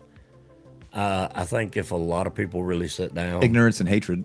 and did some soul searching, which I mean, most hatred is ignorance. All hatred is ignorance. I mean, but all ignorance isn't hatred. True. Yeah. I Some agree. folks are just uninformed. There's difference in ignorance and idiocy. There's difference in ignorance and stupidity. To be ignorant, by definition, is Lack just of to have knowledge. a lack of information. Yeah, lack of knowledge. There's a lot of things I'm ignorant to. Like I'm ignorant to how rockets work. That doesn't mean I'm stupid. Yeah. That's like judging a horse based on how well it rides a merry-go-round. It might try its best, but it's going to be scared as hell and it's not going to work. Like, based on how a fish can climb a tree, it's Yeah. like that's not how that works. But yeah, no, we can disagree on some fiscal issues. We can disagree on certain economic strategies. We can disagree on certain things like that. But and be friends. But we cannot disagree on basic civil liberties. And on a personal side with me, when I was younger, a lot of my, I wouldn't say it was any kind of hatred in any way, but it was just everything that I thought was different that I didn't agree with was based on ignorance. And It's people because are I didn't afraid of what they know. don't understand. Well, I mean, as people, we gravitate towards our own kind and like people. Tribalism. Yes. So if anybody's different, you don't feel as comfortable around them until you get to know them, and then you're like, hey, They just look different. It's There's an nothing wrong with them. It's based in evolution. It's an evolutionary strategy for self-preservation. Yeah. Survival. Yeah, survival. You look at something that looks different than you. You have a healthy distrust of it Yeah, you because step back. until you get a chance to be exposed to it more and you understand. And then once you do, you're like, well, I don't know why I was kind of, I don't know why I was put off by this, but Right. there's nothing wrong. Well, it's the same as Sam Clements. Pen name Mark Twain. Mark Twain. Yeah, Samuel Clements said that the largest antidote to bigotry and hatred, racism, things like that, Yeah. is reading and travel. The more you read and the more you travel, yeah. the less of a bigot you become because you start realizing, well, shit, I guess folks are kind of folks. Well, Everybody I mean, wants the same thing. Once you get out of your comfort zone. Yeah. How many people do you hear say, well, in order to grow, you have to be uncomfortable? It's like if every single person in a room is exactly like you, you're probably in the wrong room. Or if you're the best in the room. That's a big one. That's a you're the side best- tangent, but yeah, that's very true. Yeah. You need to be in a different room. You need to be the least. Well, it's like in band, being in a band. If you're the best member in the band, you're in the wrong band. Exactly. I want to have to try to keep up with these other people. I want to have to try harder. I got to work. Yeah. I got to do my homework. Absolutely. That's how I look at it. Yeah. But yeah, no, we can disagree on lots of things. I wouldn't even say lots. There's a handful of things we can disagree on and still be more than buddies. I'm talking It's be not tight. I'm not going to be mad at you for having a different opinion. Sure. What kind of world would that be? No, yeah, but the problem is, in my mind, the problem lies when it becomes a conversation of civil liberties or any sort of injustices towards a certain group of people based solely upon the color of their skin, their socioeconomic status. Those are things, different religion. things. Yeah. I mean, if you want to put that out there, I mean, I don't care what you believe religiously. That's fine, so long as it doesn't hurt anybody. If your religious beliefs don't say that certain groups within your religion are lesser than, and the thing is, if people want to participate in a religion saying that you are lesser than, and you know that going in, and you agree to be lesser than as a woman or as a whatever in that religion, that's your choice. Yeah. But what you can't do is try to legislate morality or dictate legislation for everybody based off of that. Your religion says that you can't do that. Yeah. Your religion doesn't say that I can't. exactly. You don't get to tell me. Your religion has to do with what you can and cannot do. It has nothing to do with what I can and cannot do. And that is point blank. I will not be taking questions at this time. Like, you know what I'm saying? Like, that is not up for debate. It is not a discussion. Unfortunately, with the neo-conservative, evangelical, Christian nationalist movement that we have in our country right now, that's exactly what they're doing. With the overturning of Roe v. Wade, with so many of these policies that are trying to roll back or overturn certain amendments of the Constitution, that's exactly what you're doing. You're trying to dictate legislation based upon your religious leanings, and that is That's a never no-no. okay. But I do have Christian one, nationalists. Well, I do have one question though. All right. Do you think a lot of them are doing it because that's 1,000% what they wholeheartedly believe, or do you think that's just something they kind of fell into and followed? I think that the lion's share is the first. I think that the think overwhelming majority are people who wholeheartedly 100% believe that this is what's right. Well, see, that's where, once again, me and you differ on that. I think it's a hard 50-50 split. I think a lot of people just don't know any different. There is a level. I'm trying to think how to say it the right way. There's a level of Keep it simple for me. Right. Keep it simple. Explain it to me like I'm 5. It's like there's a level of people. So there's the willing ignorance, like willful ignorance. They're not going to question it, and they know they're not going to question it. There's a listener that I have on this stream that I had over at 101 as well. Love her to death. If she's listening, she knows I'm talking about her. So I'm not going to say her name, but she told me live on air with tens of thousands of listeners at the time. She doesn't want to question it. She doesn't care to. She is just fine believing what she believes, and she doesn't want to study more. She doesn't want to read more. She doesn't care to. She's happy being where she is. And that's willful ignorance, though. That's saying I've picked this and I refuse to look further. I mean, personally, And I love her to death, but that's concerning to me because I respect her so much that I want her to just have that conversation. But she does not want to discuss politics. She doesn't want to discuss religion. She doesn't want to discuss any of that. and I mean, personally, that concerns me. That But person, at the- that person votes. But at the same time, I have to respect their view on it. That's fine. That's why I don't get Regardless, upset, you know, because it's- that's your, Yeah, I mean, everybody's entitled to an opinion, and I'm the even though it might be wrong in my eyes. and I am the complete opposite of that spectrum. I want to question everything. I need to know why. I need to know. I am big on motivations. I want to know your motivation behind this. And if you can't explain to me why it is you believe something other than I just do. I just do is not an explanation for Or why that's- you. That's how I was raised. You know. See, now we're getting to an explanation. That's how I was raised. I don't want to question it. I like it. Yeah. So I'd like to stay with that. Okay, well, that's an explanation. And that's fine if that's how you feel and that's what you believe. But if you don't even say I was just raised that way, if you go, I don't know, there was a time when I chose this and I've never looked back and I don't question it. Oh, God bless. That is so scary and dangerous. But it's Well- like, how easily influenced are you? Well, I'm glad that that's all you found. I'm glad you didn't find Heaven's Gate. I'm glad you didn't find Jim Jones Yeah, and like really. wind up in Guyana, Yeah. at Jonestown. I'm glad that, it was And something see, less that- nefarious. That's where me and you are a lot alike because I question everything, Should, but I I think. don't let it, like, if it has no direct impact in my life on a daily basis, I'm like, I'll question it, and I'm kind of like, You know what that's called? And if this makes you feel, I mean, you're not going to get upset with me No. like that, but if it makes you, your knee jerk is to feel upset in your mind when I say this, it should be telling. Say what you said again. Do you remember what you just said? well, yeah, I mean, if it doesn't directly affect me, Okay.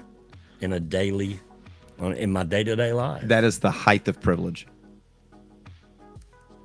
And if that makes you feel some sort of way when I say that, I mean, it doesn't that make is me the feel height. any way. That is the height of privilege, and a step further, that's the height of white privilege.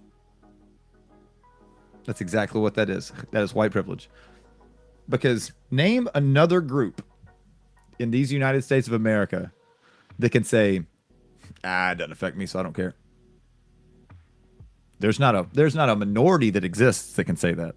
Because everything affects them. They don't get to sideline this shit. They don't Yeah. get to sit on the sideline and go, I mean, I hate it. I hate that some people get treated differently, but I mean, it doesn't affect me. It doesn't affect my family, so I don't care. That's the height of privilege. And I've said it on the show before. When they came for the unions, I did not speak up because I was not a part of a union. Yeah. And then they came for the socialists. I did not speak up. Though I have some socialist leanings, I didn't say anything maybe because I'm not a socialist all the way. So I didn't say anything. And then they came for the Jews. And I didn't say anything because I'm not Jewish. I'm not of Jewish faith. But then they came for me and there was nobody to speak for me. That's privilege because it's like, yeah, if you see them, it's very biblical. What they do to the least of us, they will eventually do to us. Yeah, do to everybody. To everybody. They're testing the waters on them because there's fewer of them and it's easier. So let's test it on the people who might have less of an ability to offer any sort of resistance so that we can kind of, how do you boil a frog kind of shit? Yeah. Like, what do we do Kinda before like the you shit jump? they've been doing, and Bill Gates and all them been doing in Africa for how long now? Oh, gosh. Yes. If you want to get into some of that, but Look, I mean, China's doing it. well, exactly. China's buying up all kinds of land over there. But and- they're doing it under the guise of agriculture. Yeah, exactly. We buy up all this land. We're going to farm it. Yeah, we're turning in this lush garden, but And I then we're mean, going to take out all for ourselves and and leave you with nothing. It's colonialism 101. Like, look at you, China. here, take the alcohol and the blankets. But Disregard the small. You might itch a little bit. yeah, that was always kind of my thing, though, and I get what you're saying on that as far as the privilege, but my thing is what can I do as one person to help? Like, I'm glad that you asked that. You've addressed the problem, right? Yeah. Okay. So And I've got an answer for you. What is it that I can do as one individual, as some hick from Beach Bluff? You can do a lot. Because if every person says, "What can I do?" Yeah. I'm just one fella. Yeah. What can I do? Sorry, I'm looking to see if the the video's not up right here. Hold on.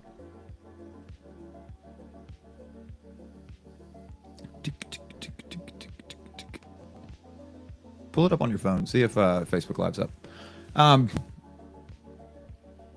Because all of a sudden it all went away. Oh no. I know it's still on YouTube.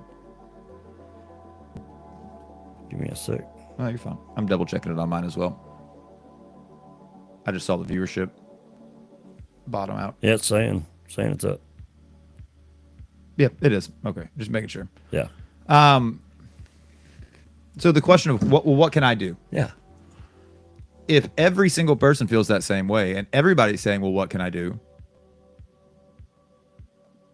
Well, the answer to that's a lot, because that's a bunch of people. That's a bunch of people who can do something. Because now look at it. We're all putting our voices together. Yeah. What you can do is be an ally for other people who can, it is our job to be the voice of the unheard in some ways, because we do have that privilege. And so it's our job to speak up for other people that might not have the voice that we have. I marched in an anti-fascist march the other day. It wasn't a lot, but it was something. Yeah. I made my voice heard. I made the crowd size look bigger. Yeah. That way, when people drive by, they see us out in front of in front of City Hall. They see us out front of Conger Park, which was Highland Park here in Jackson. People see it. People see it, and they speak up. Yeah. They either flip you off, they honk at you and support, whatever. That's what we can do. We can also vote. We can show up for city council meetings. We can make our voices heard in that way. Yeah. You just got to have the heart of a lion and be able to stand up and go, hey, no, that's a bunch of bullshit. Yeah. I do not agree with what you're saying. And for somebody like you or me who looks like we do, that will embolden other people who look like us, who might be saying, well, what can I do? I'm only one person. Yeah. Then they see somebody, they see a John Lovelace, they see a Justin White stand up and say, okay, there's a problem here. And it emboldens other people to want to stand up and do the same. That's what I would say. Okay. You can stand up, make your voice heard to empower other people. Because if you're a minority and you're not seeing allies from the more privileged side, how alone must you feel? There were early BLM protests. I mean, Memphis is one of the two hubs of the South for Black and African Americans. You got Atlanta, you got Memphis. Yeah. The largest civil rights leader of our time was struck down in Memphis. I worked a block from there. I could see the back of the Lorraine Hotel every single day at my job out the window. So when there were marches for, I am a man, Black rights, I'd go and march, because it makes it's like, we've even got white people, and that's been since the civil rights movements in the 50s and 60s, white people marching with black people, and people didn't understand. Most white people didn't get it. Why would you march with them? Because I believe in people's rights. And just to march, it's interesting because then you get to see it from the other side. Yeah. Go march with a group of your brown brothers and sisters. Go march with them and hear what people say. Cars driving by. Oh, People, I already know. But already know. it's easy to watch it on television. It's easy to watch it from the sidelines. Yeah. When Being the you're Monday morning quarterback. right, but when you're there in the middle of it with them, you feel like they're saying it to you. Well, yeah, because you're of the group. associated. You Yeah. feel like, wait a second. No. That's not okay. That's not how I feel. That's not appropriate language or behavior. And getting to see the bigotry come out in other people.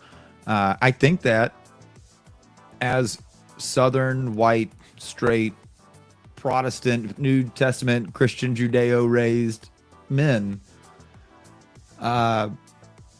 it's our responsibility to say things. That's what this platform is for me. Yeah. This is one of the things that I do. But I'm only one person. What can I do? This is what I do. I'm just one guy, but I scream it from the mountaintop every chance I get that if you're a bigot and a racist, then you, my friend, are a dirtbag. You're a small-minded, little bitty man. Yeah, That's just what it is. And I've always, well, I say always, in my adult life, I was like, everybody's worried more on like the federal side of things, but people need to worry more on local. That's where the change starts. Yeah, that's where you're most impacted. That's where the people you grew up with, the people that live in your town. I mean, that's where you're going to see the impact is on the local level. Do you realize? And I didn't. I knew it was bad, but I didn't realize to what degree. Until you start doing like local radio and things like that. How many? Just let's take Jackson. How many Jacksonians can't name one city council person?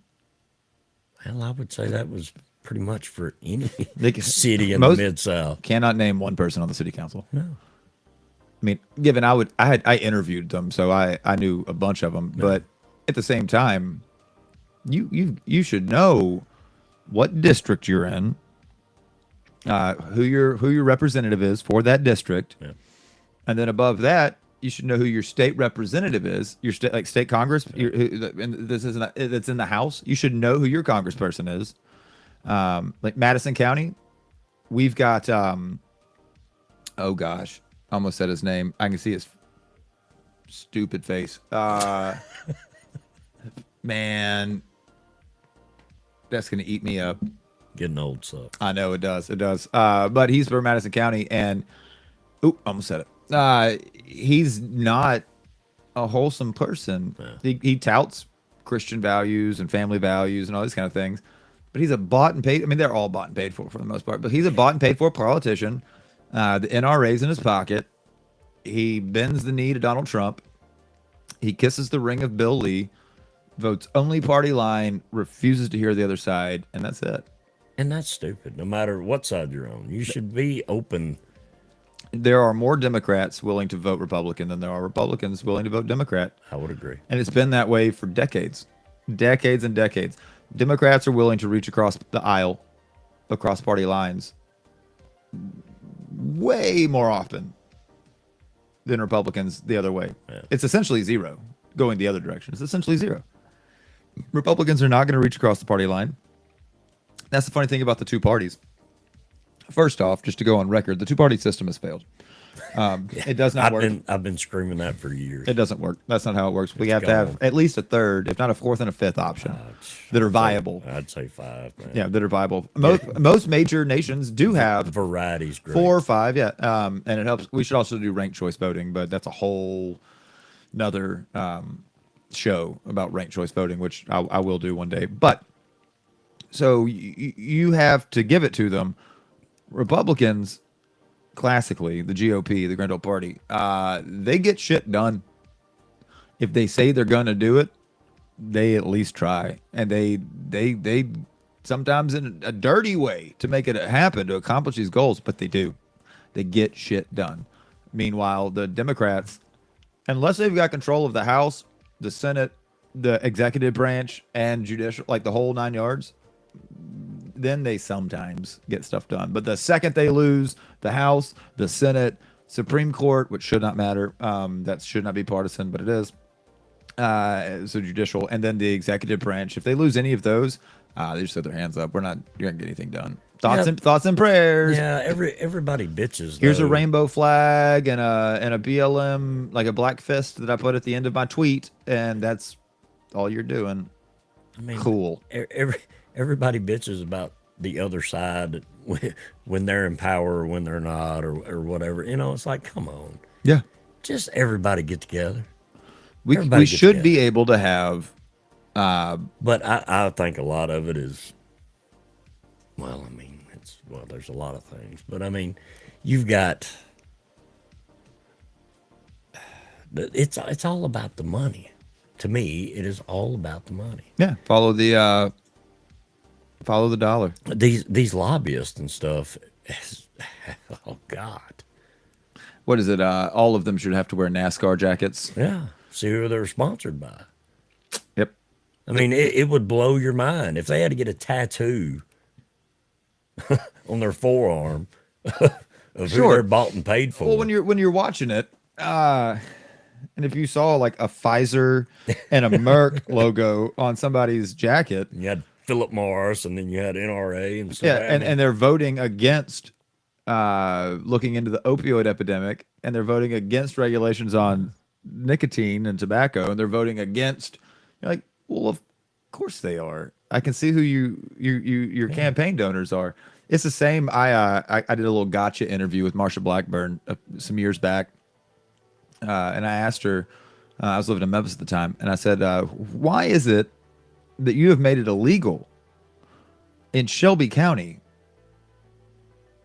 from Nashville, made it illegal in Shelby County for any new ISPs to come in, internet service providers? Why did you make it illegal for any new ISPs to come in?" She'd talk about all kinds of stuff and dance around it. I was like, okay, but back to the question. Just what's the reason? Yeah. Because it's capitalism. This is a free market system. So why are you limiting free trade and free market capitalism? People should be allowed to fail or succeed. If somebody comes along, wants to open a business, and they offer a better quality product or service at a competitive rate and price, okay, that's what's good for the goose is good for the gander. That's good for everybody. That's competition in the free market, and Yeah, that's it's healthy competition. It's healthy. That's a good thing. She refused to answer the question, and I said, I noticed in your last campaign, because the two in Memphis are Comcast and AT&T, like it is a lot of places, Comcast and AT&T. Whereas here in Jackson, you've also got like Aeneas, and you got JEA, and you got a few. In Memphis, Comcast, AT&T. That's all you got. Yeah. I said, I noticed your last campaign contribution list, which is public record. You received $1.3 million from AT&T in your last campaign, and you received $980,000, just shy of $1 million, from Comcast. They were two of your larger donors. Any way that could be affecting your decision making in whether or not to allow competition for those companies to come into Shelby County? She straight up told me, she's like, if this is going to be a gotcha interview, I'm not doing it. I go, the fact that you thought that was a gotcha question proves that you know that I'm touching on something. Yeah, I hit a nerve. And she was like, next question. And I said, okay, what are your plans to address the well-documented, well-known opioid crisis that is affecting Appalachia, which affects East Tennessee greatly, disproportionate to the rest of the state? East Tennessee and Appalachia, and the Appalachian corridor, has a massive opioid epidemic, and it's been raging for years, since the 80s. Well before we knew about it in West Tennessee, as far as right. the opioid epidemic. Sure. I said, now what are you doing to combat that? She didn't really have an answer. I said, back to your campaign contributions. I noticed that Merck, one of the top pharmaceutical companies on the globe, let alone these United States, donated $2.1 million to your last campaign, and Pfizer donated $1.1 million to your last campaign. Does that play a role of course in your decision making when it comes to passing legislation? And she goes, this interview's done. Well, yeah. Yep. Of course it does. And so the interview was done. But see, most people don't dig deep enough. She also hasn't hosted a town hall in 8 years. 8 years since she's done a town hall for her constituents, so the voters, the electorate, can sit and ask her questions. She refuses to do it.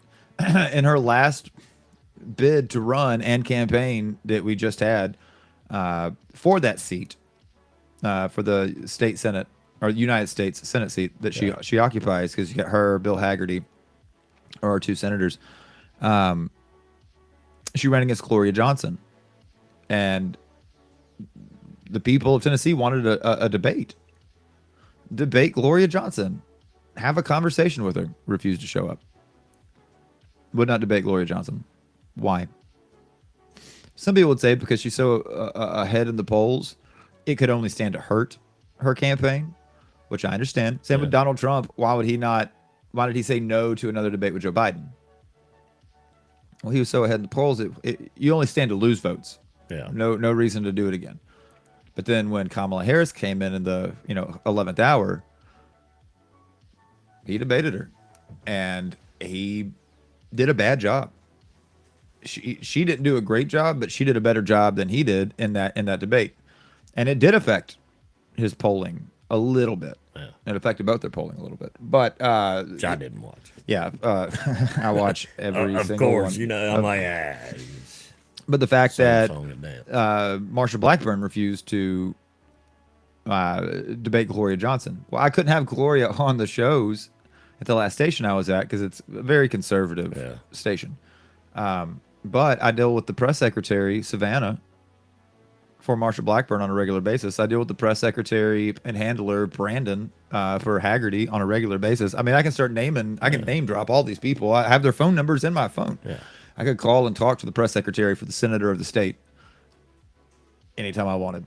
I've thought about trying to get her on here. I bet there's a chance that she would do it, but we'd have to Never know until you reach there out. would have to be a list of off limits questions. She also has a really bad habit.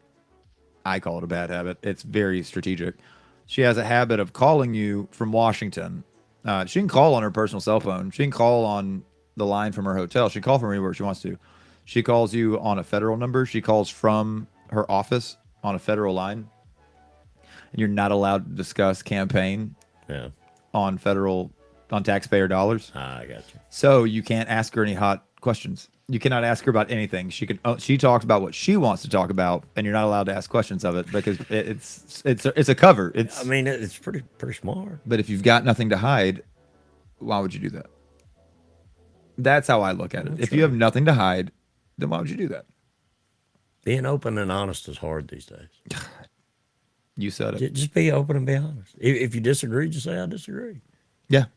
And if somebody wants to know why, tell them why. Give them your opinion. Don't be rude. Don't be mean about it. Don't be, malicious in any way. But just say it's okay to disagree, people. It's not like wrong with it. It's not like it used to be. Like times are changing. This is a political climate like we've never seen. Yeah, but dude, I would definitely get more involved with everything if we got away from the bullshit that we've been in for the past God knows how long. At least The Republicans at least 30 and the years, Democrats at least 30 or 40 are years. garbage. They're both garbage. Our whole life. If you follow them blindly, you are a fool. Yeah. Neither one of them are good. They're not doing anything good for you. They're talking all a good game, There are but when it comes down to putting boots on the ground, it's not happening. stepping up and doing They can talk a good game, but when they get called out, they're backing up. They'll go to crawfishing. yes, That's the truth. In my eyes, that Republican, Democrat, it does not matter. and it's every time. Every time. Since I can remember, I'm 42 years old. It is every time. I'm going to look it up. The new attorney general for North Carolina is the best. He's one of the only politicians I've seen in a very long time that I really like. I like him a lot. I think that he's intelligent. Please tell me he's away from the two parties. He's let's see, North Carolina. He just got the attorney general, Jeff Jackson. So get this pipe down. I'll let you hear in his own words. I hereby resign. Effective midnight tonight, I will no longer be a member of Congress. I'm resigning 3 days before the end of my term because, according to the North Carolina Constitution, the Attorney General assumes office on January 1st. But according to the U.S. Constitution, my term as a congressman doesn't end until January 3rd. So to avoid the 3-day overlap and make sure I'm not getting paid by those two jobs at the same time, I'm resigning a few days early from my term in Congress. As a parting thought, I just want to say that you and I together accomplished something pretty significant. What you proved by watching these videos is that there really is a demand for doing politics in what I call a normal tone of voice. Millions of you tuned in every week for an update that wasn't angry, wasn't super partisan, and was just trying to give you a real sense of what life is like in Congress. And nobody thought this many people would start watching. I didn't. Because what you're taught as a candidate is the only way to get people's attention is to make them angry. So a lot of political communication exists just to do that, which is why so many of the politicians you think are really angry are really just faking. They have an incentive to pretend to be angry in order to gain your attention. What you all proved by watching these videos is that there's another path. You can just talk like a normal person and tell people what you're doing and why it's interesting, and they'll listen. You don't need the theatrics. You don't need the anger. You just need to be yourself and try hard to do a good job. It's really simple, but it works. Tomorrow, I'll take the oath to become Attorney General, and my plan is to approach the communication side of the job in the exact same way. So when something happens that is important and interesting, I'm going to turn on this camera and tell you about it. And I can't say this part strongly enough. It has been an absolute honor to serve in Congress and to keep you posted. And I will see you soon.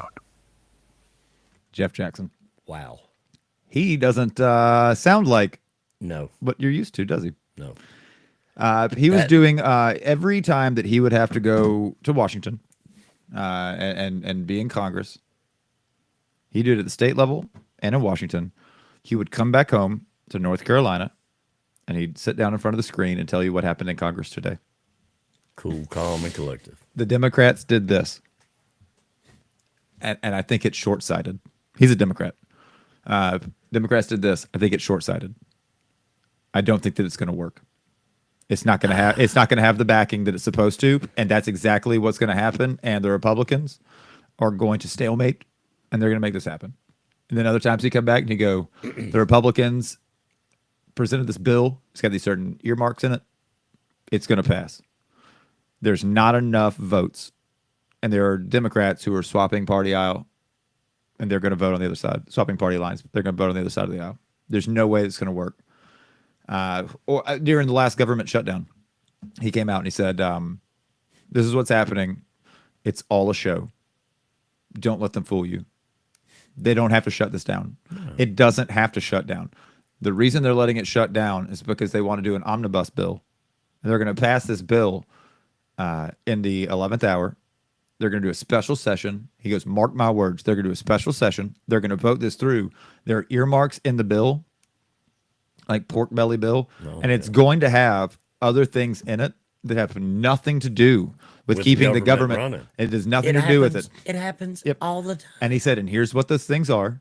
I've read the bill all the way through. I don't make my secretary read them. I read them. Yeah. Every one of them. He goes, now it takes up a lot of my time. But That's his job. But he goes, but I get paid by you guys That's his job. to do this, not to get the Cliffs Notes version from an intern. Yeah. I get paid to do this, so I read every bill. He goes, it's not good. It's not good. He goes, but mark my words, it's going to happen. It's going to be an 11th hour thing. They say they're not going to do that. And then he came back the next week and he goes, as you all know, the bill passed. Yeah. They voted on it at 11:50 at night on the House floor in a special conference to do it. And they didn't even inform the Democrats that they were doing it. So only a handful of Democratic senators and Congress people were even aware that it was going to happen. So Congress voted on it. The Democrats only had like 6 people there. It went through without a hitch, and that's legal. And that's a problem. You know, And guys like that, it's like, if I would vote for Jeff Jackson for fucking president. I don't care what. If he was a Republican, I would vote for this guy. RDI, what, you know, Yep. I don't care what would be next to his name, but somebody who is cool, calm, collective, and level-headed like that. Articulate, yeah. But here's a little quick tidbit. Hit me. In my construction days, I had a general foreman that I worked for. His name was Gary Eichley, rest his soul. Great man, salt of the earth human being. The worst ass chewing I ever got in my life was from that man. He never yelled, he never raised his voice, never cussed or kicked rocks. Man, I felt so small. Probably because you respected the hell out of the guy. Exactly, but the fact that he just did it and it was the Jedi mind trick, I was like, hang on a minute. He just chewed my ass. It's like he just told me everything I did wrong. It's like you know, he I'm told like, me "Hang about on. me. Whoa, hang on a minute." Mm-hmm. And a few days later, I went back and I told him, I was like, "Thank you. I needed that because all my life I've been used to this super high strung, cussing and hollering. That's me. But, Right. I was used to that. But to have somebody that was cool, calm, and collective to Tell you about me, you. yeah, Yeah. and how I did that, man, I was like, I love hearing that. I love hearing because I'm slowly getting that way, but I'm working I've towards it. always I'm been working super towards it. high strung and Yeah, and it's refreshing to hear a Yes. politician, like you say, be calm, cool, collected. I think that was one of the things that Barack Obama uh, appealed to so many people yeah. because we're gonna cut there and we're gonna do our job. And been talking to Michelle, and she said that she thought it was a good idea. Yeah. It's like, okay, A that lot of guy's just people- talking. A lot of people loved his demeanor and stuff like that. I mean, He was good at staying calm under pressure, and you He could tell when he was. was pissed because every now and then you like, look, I'm not going to sugarcoat it. yeah, I'm a little bit pissed. I'm a little pissed off. he'd have that little temple vein popping out. a You'd little see it like he's holding back. bit. Oh yeah, like you he can wants to fly imagine. off with it. It's like you want him to scream. You're like, please, just get it out of you, man. Like you're holding all this weight. Like And I think that's where a lot of people, with the Donald Trump thing, they're kind of they're into that. Just kind of these tangents, just it's like they like it. It's like, okay, that's good. It's the Jerry Springer McDonald's UFC bullshit that everybody's like, hell yeah, boy, get her done. It's okay every once in a while, small doses. It can't be the That is not the that can't standard. be the starting place. that is yeah, not the standard. No, it can't. That be. is not standard operating procedure. Yeah, if that's the SOP, well, first off, where do you go up from there? You don't. You only can't. go down. You can't exist at the ceiling. No. But going down, I mean, there has been one or two times there was a Rose Garden address that Donald Trump made in his first term, and I forget what it was about, but he had a Rose Garden address, and I remember walking away from it, watching it, and walking away from it, and thinking to myself, "I'll be damned. He can be presidential." I didn't think that he had it in him. That was a speech where he did not one time use some stupid nickname for somebody. He didn't say anything that was untrue. Or 500 averages or adjectives. Right. He never got off teleprompter. He read what was supposed to be said in a calm way. He was not self-aggrandizing. At no point in that did he talk about himself. He just talked about whatever it was that had happened and the American people. And then turned around, walked off, and I thought, well, by God, that was a president right there. That guy acted like a president instead of like, everybody says so. I'm the greatest. I use the best words. I've got the best words. I went out. I did the speech. I was talking to Melania. She was talking about China. They're going to do what we say. You want to know one of the best times that I can remember as a society in my lifetime? What's up? Right after 9/11. Yeah.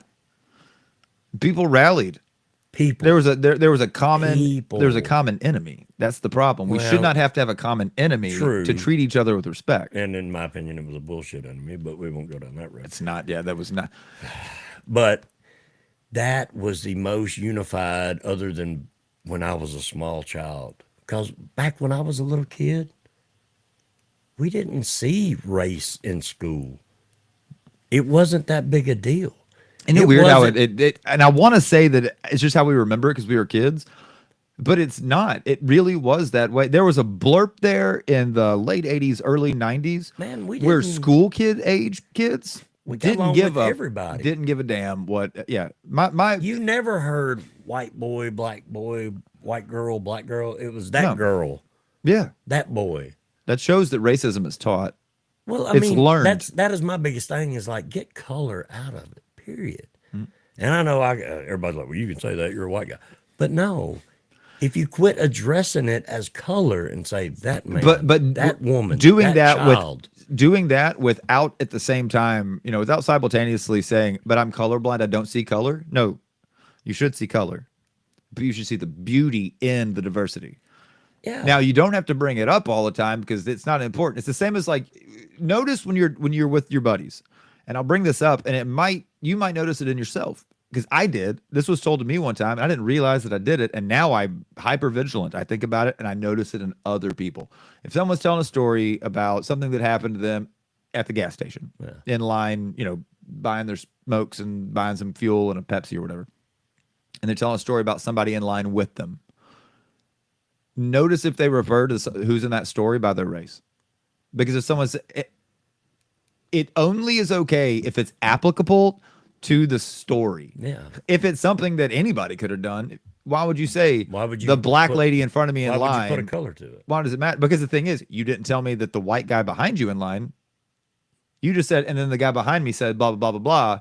But see, because the black guy in front of me said this. Well, why wouldn't you say, shit and is then the taught. what? Yeah, it's taught. You don't get in the habit of telling stories about things that just happen day to day without without ever mentioning the race of the person. But you'll notice when you become aware of it. Oh, I'm very aware. I'm sure you'll hear other people at work telling stories, and you think, "Damn, we didn't really have to mention that it was a black person."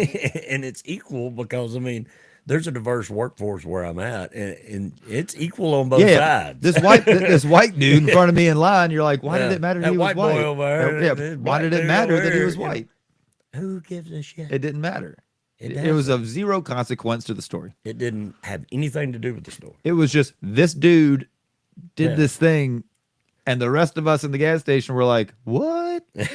That was what the story was. Yeah. That dude did a thing, and the rest of us thought he was acting wild. But have you noticed that? Did you remember that as a kid? Like, you didn't really talk as far as black, white. In the suburbs of Dallas, Texas, the level of diversity that we had in my elementary school, and like it looked like It looked like the cover of a fucking social studies book. You've got like the Asian girl in the wheelchair. You've got the Hispanic. I'm saying diversity, my guy. Diversity. ADA rules. And then you got like the black kid. You got the white girl. You got a white boy. You've got a Hispanic kid, like an Hispanic girl. You've got an Asian dude. You've got like a Pakistani feller, and you've got like, but everybody's there. And it's seriously, you went into Pakistani territory, bro. Like Indians, we had an Indian family that lived. My best friends growing up in my neighborhood lived 2-3 doors down from me, but the house in between us was an Indian family, and they had 2 little girls. They had 2 little bitty daughters that were, one was I think a little older than me, and one was a little younger than me, closer to my sister's age. And we'd all play together. And then there was a black family that lived around the corner from us. And then beside them was a white family again, and they had they drove a cat dog. That's what they always say. They drove a cat dog. It's a vehicle that don't know what it wants to be. Yeah. It was an El Camino. Yeah, it's a cat dog. It was the hermaphrodite of the automobile. Of the automotive community, yes. And so it was a trans vehicle. It was a car that identified as a truck. Yeah, but El Caminos were cool as hell, by the way. I loved El Caminos. I liked them. They were cool. They're cool. I don't know why. There's something about El Camino I like. But they had Dalmatians. Beautiful, big Dalmatians are as mean as they are stupid. Yeah, they're big, dumb, mean dogs. So you got the El Camino people with no kids that had the big. I'm talking big ass Dalmatians. Then you had a black family that had a couple younger kids that lived to our right than us. Just regular ass, just plain old white folks, just white bread, white people. You had an Indian family, and then you had another white family beside them, then Hispanics down the street. And so like even my street was very culturally diverse, and my school was in the neighborhood. It was a neighborhood school in the suburbs. It was J.C. Austin Elementary. And so there were kids from everywhere. Suburbs of Dallas in the 80s. Man, there's a boom in Dallas. People were popping off. There was as much money flowing around as there was cocaine in the 80s in Dallas. It was a wild time out there at that time. That's a lot of money. A lot of money going through Texas. A lot of fun out there. Had a great time. But it was so very diverse. And I agree with you that as a kid, I don't remember. I didn't notice it until we moved to Tennessee. And I remember I moved to Tennessee and I went to Beach Bluff for like a month. went to Beach Bluff, and I remember asking Dad, 'cause we lived in the Bluff, and I remember asking my dad one day, I was like, "Where are all the people?" he's like, "I know it's a lot smaller than Dallas. There's not as many people." I was like, "No. I don't mean like quantities, like numbers of human beings breathing. I mean the different kinds of people. Everybody at school looks like me. There's like one or two black kids at Beach Bluff, and then it's just an Aryan nation wet dream around here. And I don't understand like what the deal is." And Dad's like, "Well, it's just kind of that way around here." And I realized as I grew up through like middle school, high school, it's like, yeah, you don't see a lot of Hispanic folks associating with white people. You don't see a lot of black people There eating at the used to same not restaurant. be Like, hardly any Hispanic folks. meanwhile, there's a metric fuck ton of Hispanic folks that have always been here. You just never saw them. Well, I mean, they weren't in the community schools and stuff. No, at the time. no. But you go out to Pick Sweet, or you Well, go out yeah, to I certain mean, other that- places. That's Crockett County yeah, is just totally different county. lousy different with area. people of different Well, yeah. backgrounds. You know, there's a ton of people out there. Yeah. Mitch Harris chimes in on the comment section. Oh, says, Mitch. "Man, that's a cool cop." Remember that from last Never time? gonna let that one go. John's a cop.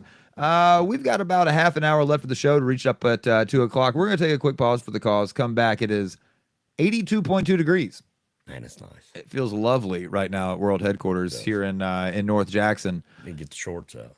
Let's see what it's looking like out at McKellar-Sipes Regional Airport, now Jackson Regional Airport. They're calling 80 degrees on the nose, 27 degrees Celsius. For those of you playing along at home, 42% humidity. Dew point sitting at 55. The big important one is that barometric pressure. The barometer right now is sitting at 27.70 and falling. It's on its way down. Now we're going to see that sharp descent, that sharp decrease in the barometric pressure as the day goes on. We got wind speeds right now south, out of the south at 16 miles an hour. Highest wind gusts at the airport we've seen so far, 29 miles an hour right now. We got 8.5 mile an hour winds on my weather station. 40% humidity where I'm sitting right now. 29.4 for the barometric pressure here at the house. So it is on its way down. UV index of 6. You guys stay tuned. We'll be right back right after this.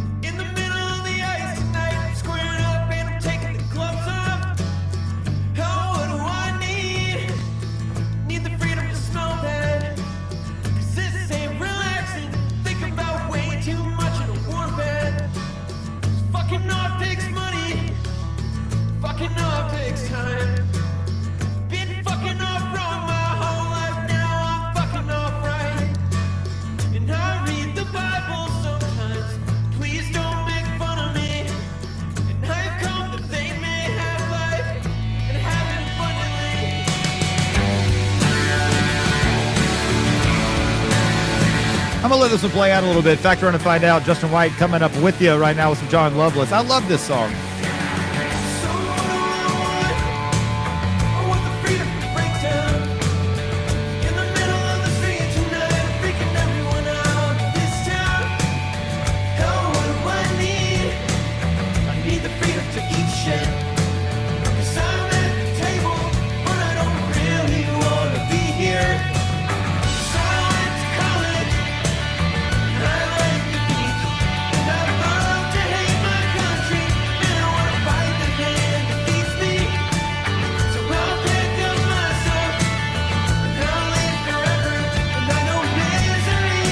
Company, so let's fuck off together.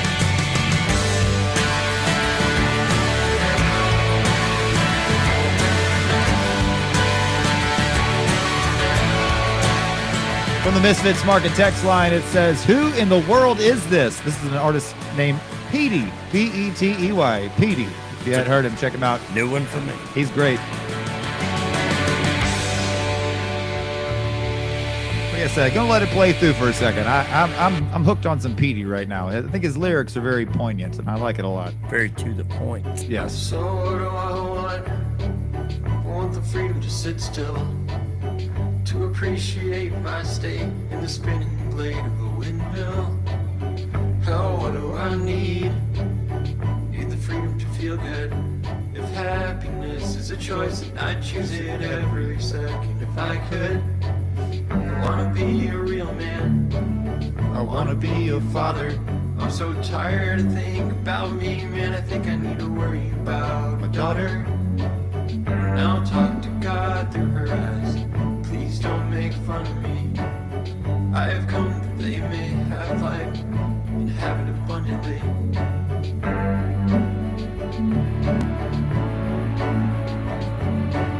And I have come that they may have life and have it abundantly.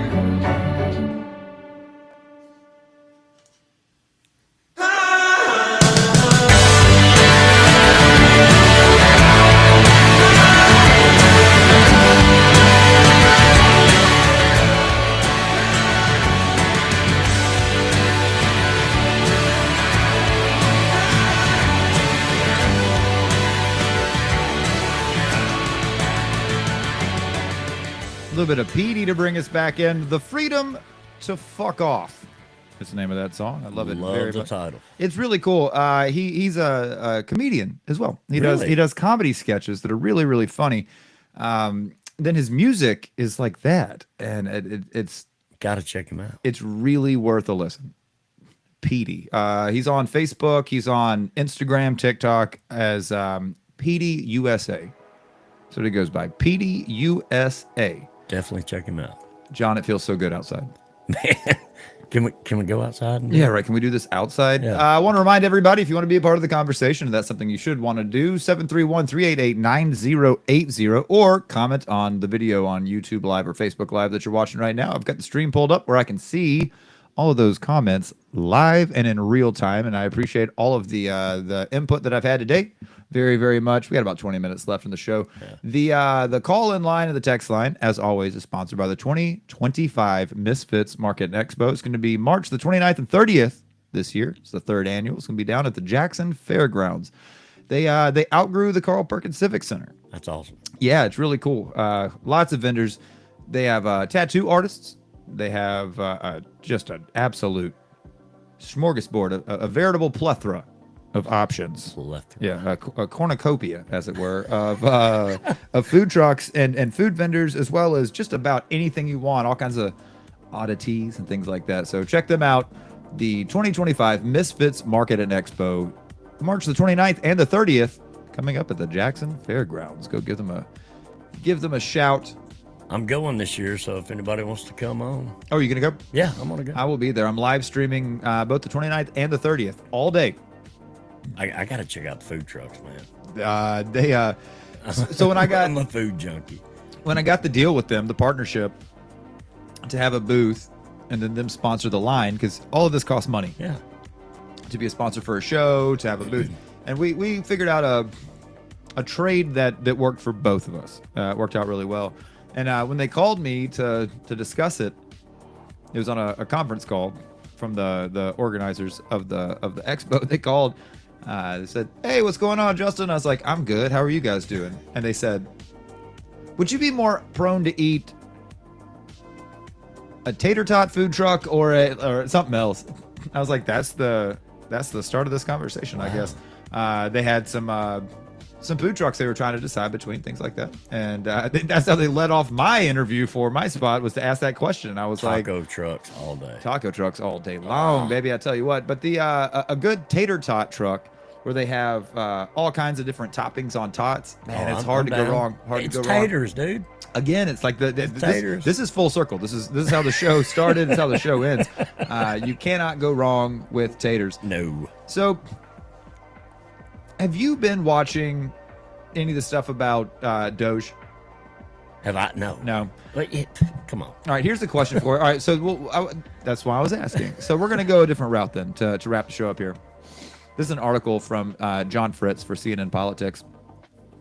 So Donald Trump and his administration are asking the Supreme Court in a series of emergency appeals on Thursday. By the way, if everything you do has to be an emergency There's a or an problem. executive order, Problem.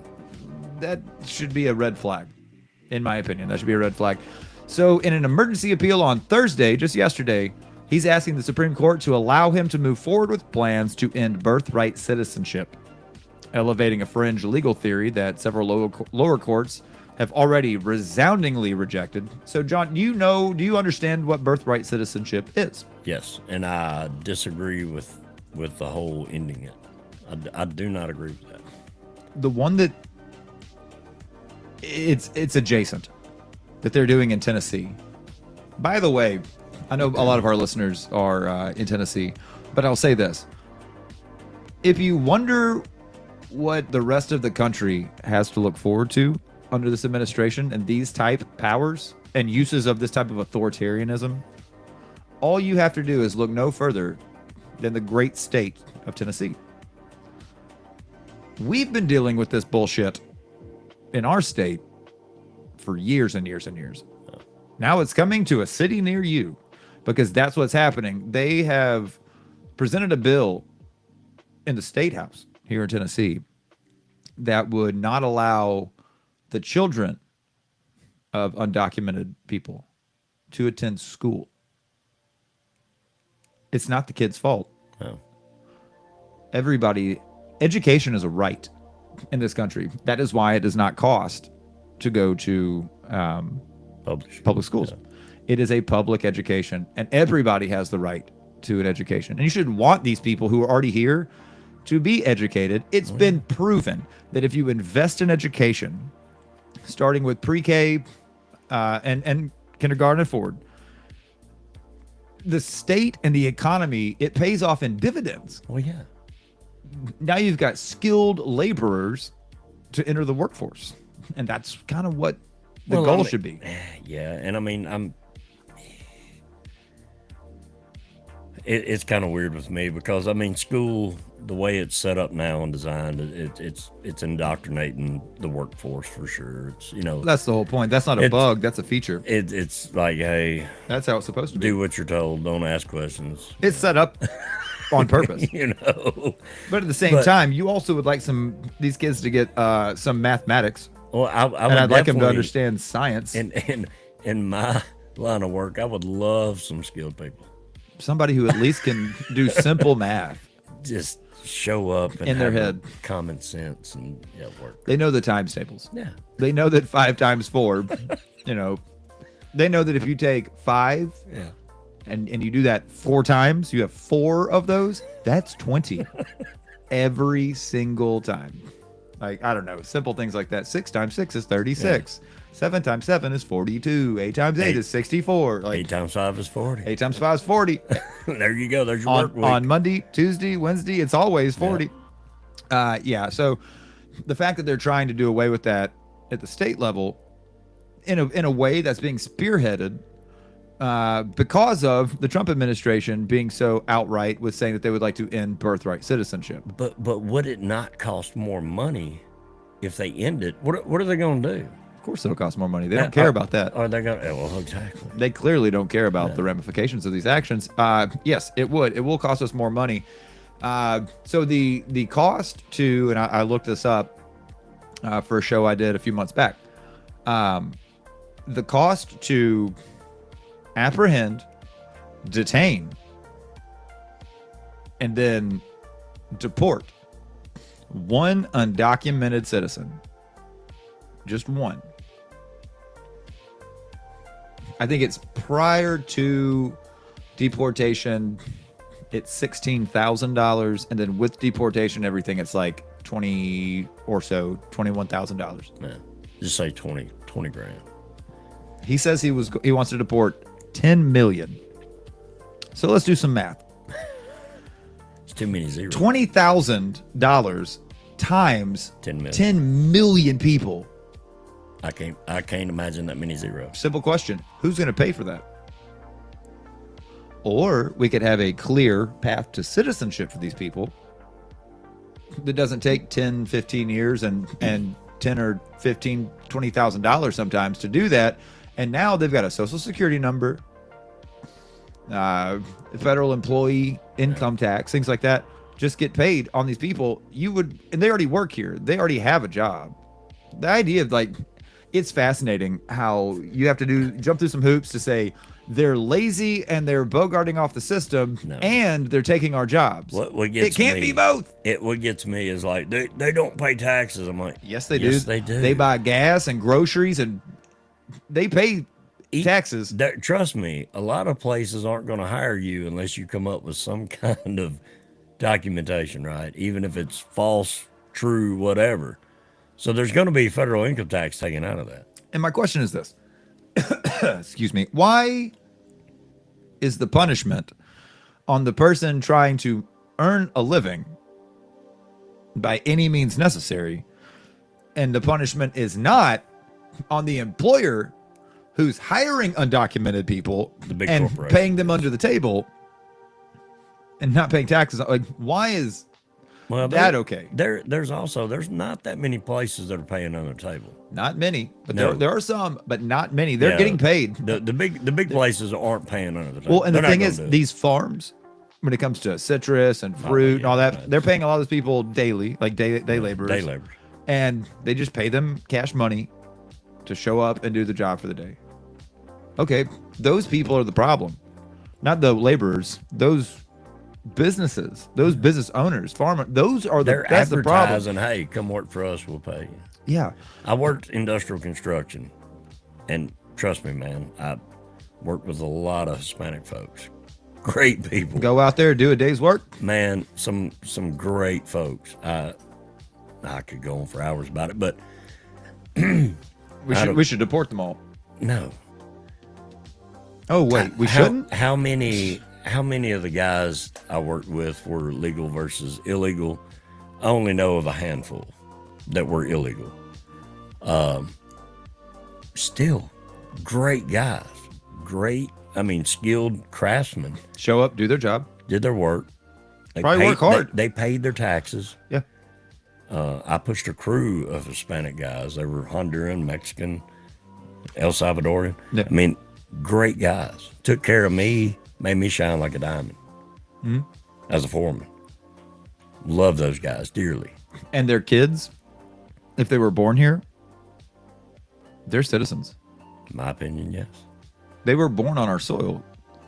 Do you remember the phrase? I guess now it seems like it's a very racially charged phrase or a slur. If used in certain ways, this would be a slur, but saying it like this, it's not. Otherwise, I wouldn't say it. Anchor babies. Yeah. That's a bad thing to call somebody, but that was the term for it that they used for a long time in the 80s and the 90s, especially anchor babies. Because now that the baby's here, they can't deport you too because You're a parent, yeah. you're a parent of an American citizen. Yeah. Okay. Someone's gonna have to explain it to me like I'm a child, how a child of an undocumented person is at fault for being born. And so now they don't get a public education. They don't get any sort of government subsidies. They don't get any. Well, that's an American, just like you and me. That's an American. Well, the thing that They're I normally bilingual. They speak more languages than most Americans do. A lot of times they're like the head of the household because they're the ones who have to talk to doctors, get on the phone, make appointments, deal with tax professionals. They're the ones who have to do all that because they speak English. yeah, they're doing double time. Yeah. You know, and What a great citizen to have. A bilingual citizen that starts out understanding finances from a young age, be it because they have to, by necessity. out of poverty. I mean, they come from nothing. Talk about the American dream. Like they came here without any say in this, either as a little child or being born here into a family like that. And the thing is, their parents gave enough of a damn about them to put them into school. If they're undocumented, no one's looking for that kid to go to school or not. Truancy is not going to apply to No. this. But they want their kids to get an education Well, yeah. that they didn't get. So they don't have to go be a day laborer. So they don't have to So go. they don't have to break their back. You know, They can go get a job above the board, above the table, and work. Yeah. And for some reason, we're going to try to take that away from these people. Well, and a lot of that they want to throw all the gangs and the dope and all this, and I'm like, that's fear mongering, y'all. Like, That's also American stuff too. exactly. Well, I mean, we're demanding it, right? When it comes to Supply to and the dope, demand. when Supply it comes to and all demand. the dope and everything like that, we're wanting it, so they're supplying. But the mass majority of folks from south of the border are not bad people. They're not.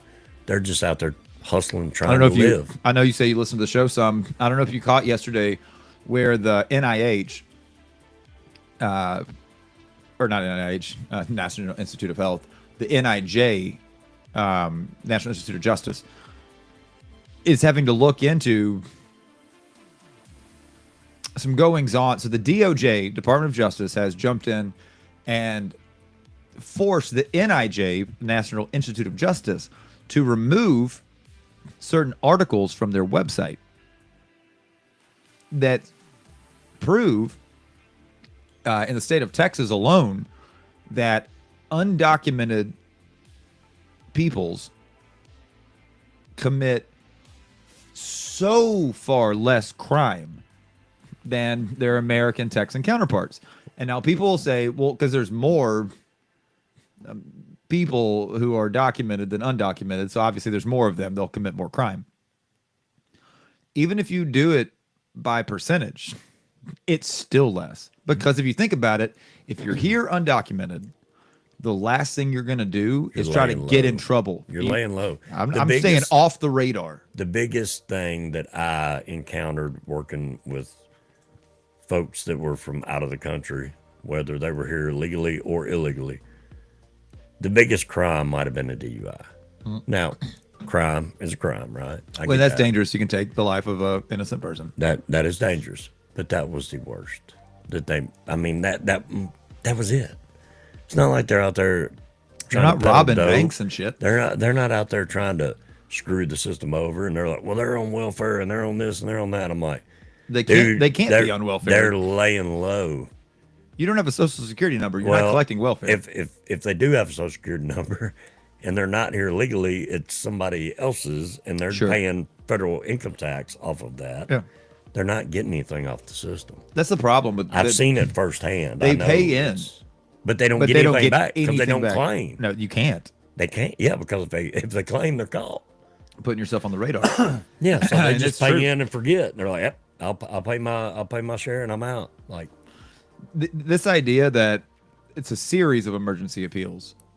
Why that? So, like, of all the things, there is still not clean drinking water in Flint, Michigan. There are homeless vets all over the place. There are. But you come in, and of the 62 executive orders that you pass right off the top, one of them being birthright citizenship, your priorities as the leader of this new administration, the president of the quote unquote free world, commander in chief, this butthead's biggest, most pressing things to deal with is renaming the Gulf of Mexico the Gulf of America, So, declaring that there are only two genders, and changing the name of Denali in Alaska to Mount McKinley. These are the top priorities. Not homeless vets. I had a guy the other day on the on this very show saying, "Well, what about homeless vets?" And I was like, "What about them?" I'm a baby eating, tree hugging, commie liberal, apparently, to most people, which I'm not. I'm a leftist, but I'm not there. Yeah. I'm a global centrist. Just here you're left. Here, yes. I'm a far leftist. Bring the guillotine back. Like, do it. Now I'm down for the guillotine, but I'm not. Hey, I'm not super left. I no. saw a thing the other day. It said people say, "Oh, the liberals, these leftists, they don't have guns. What are they going to do when all the uprising happens? They don't have guns." And I heard it put really, really great. It goes, "If you go far left enough, the guns come back." I look at it this way: you might be left, I might be a little bit more center. We're on the same team. But me and you will be standing side by side. We're on the same team. You ain't coming for my rights. No. And that's the thing that a lot of these people, I know we're kind of jumping around here at the end of the show, but that's one of the things that most of these people don't understand. You being a Christian nationalist, you being a staunch entrenched Republican, you being a party line, I vote red until I'm dead. You got the blue no matter who's, and you got the red unless I'm dead kind of thing. Yeah. And then they'll vote for you, and they'll vote Democrat because dead people voting. Bullshit. None of that happens. That's not real. That's all made up. It's fear mongering. It's not real. Who's the true patriot? Who's the true lover of America? Me. It's me. And people like me because my political leanings in no way limit the rights and civil liberties of other Americans. Who's a better American? Who's a more real American? The one that promotes the civil rights and liberties of all Americans, or the one who wants to limit the rights of some? No. Which one is the true American? It's me. I'm sorry. Sorry, not sorry, really. It's me. I'm the guy who represents what America really is. Well, and that's And again, I'm white. I could not give a shit. I could very easily walk through life going, fuck them. It doesn't affect me, but I don't. Yeah. I'm willing to take time out of my day to go march, to protest, to support other people who don't have the same voice that I do. I get it. And that makes me more of a real American than any of these boot-licking, MAGA-supporting, orange Kool-Aid drinking people who's honestly want to take the rights away from other Americans. That's not fair. That's not right. That's very, very un-American. It is. And I'll say this, no matter who has been in office in the past, present, future, this still, in my opinion, from what little bit I know, best country. Because we can sit here and discuss things like this. Without fear of persecution. Yeah. I mean, we might have peers that might persecute you in one way or another. Well, that goes back to freedom of speech. Freedom of speech doesn't mean that freedom of speech means you're free to say it. Yeah. Doesn't mean you're free from the consequences of saying it. Like, I mean, you can say whatever you want. Yeah, but I also have to suffer the consequences. Exactly. People are like, they're taking away my freedom of speech. Well, what did you say? Well, I said that queers should die. Well, yeah, sir. You have the right to say you think queers should die, but what you don't have the right to do is be hands washed of the consequences, because a lot of folks are going to go, oh, you're a bigot. Yeah. Because you are. Here's my thing. It's like, look. I didn't want to make a cake for them queers. Okay. People vote with their dollars. Then people they're like, and I started going out of business because no one would buy my cakes. Exactly. Well, okay, that's your capitalism at work, baby. Yeah, it's like this. There's no one particular group hurting another, whether it be sexuality, race. When it comes to directly hurting one another, every day, I really do not think that the average Joe and average Jane out there is directly hurting anybody. I think that we're taught and we're brainwashed by different talking heads that there's fear, and with fear comes the bullshit. Yeah, and the trash talk, and you should be scared of these. Yeah, other and people. everybody gets amped up. Well, what do people do when they're in fear? They don't think. No, they just- do dumb things. They do dumb shit. Yeah, they do dumb shit. Yep. It's absolutely. like if you have a calm, level head, which is something that I'm just now starting to grasp in my 40s, you can think. We'll hold hands and walk through this adventure together because I'm working on it myself. Yeah. It's like, look, hey, we'll hug it out. Let's go. Yeah. It's all good. Well, it's funny how the especially the conservative or neo-religious right will say they're pushing their agenda on us. You know what's funny? Yes. I have yet to have a group. I've never seen a roaming gang of street gays. I've also never had a group of the gays knock on my door and say, "Do I have a moment to talk about gay?" My lifestyle. Yeah, I wanted to talk to you about the gays. Do you have a second to talk about the gays?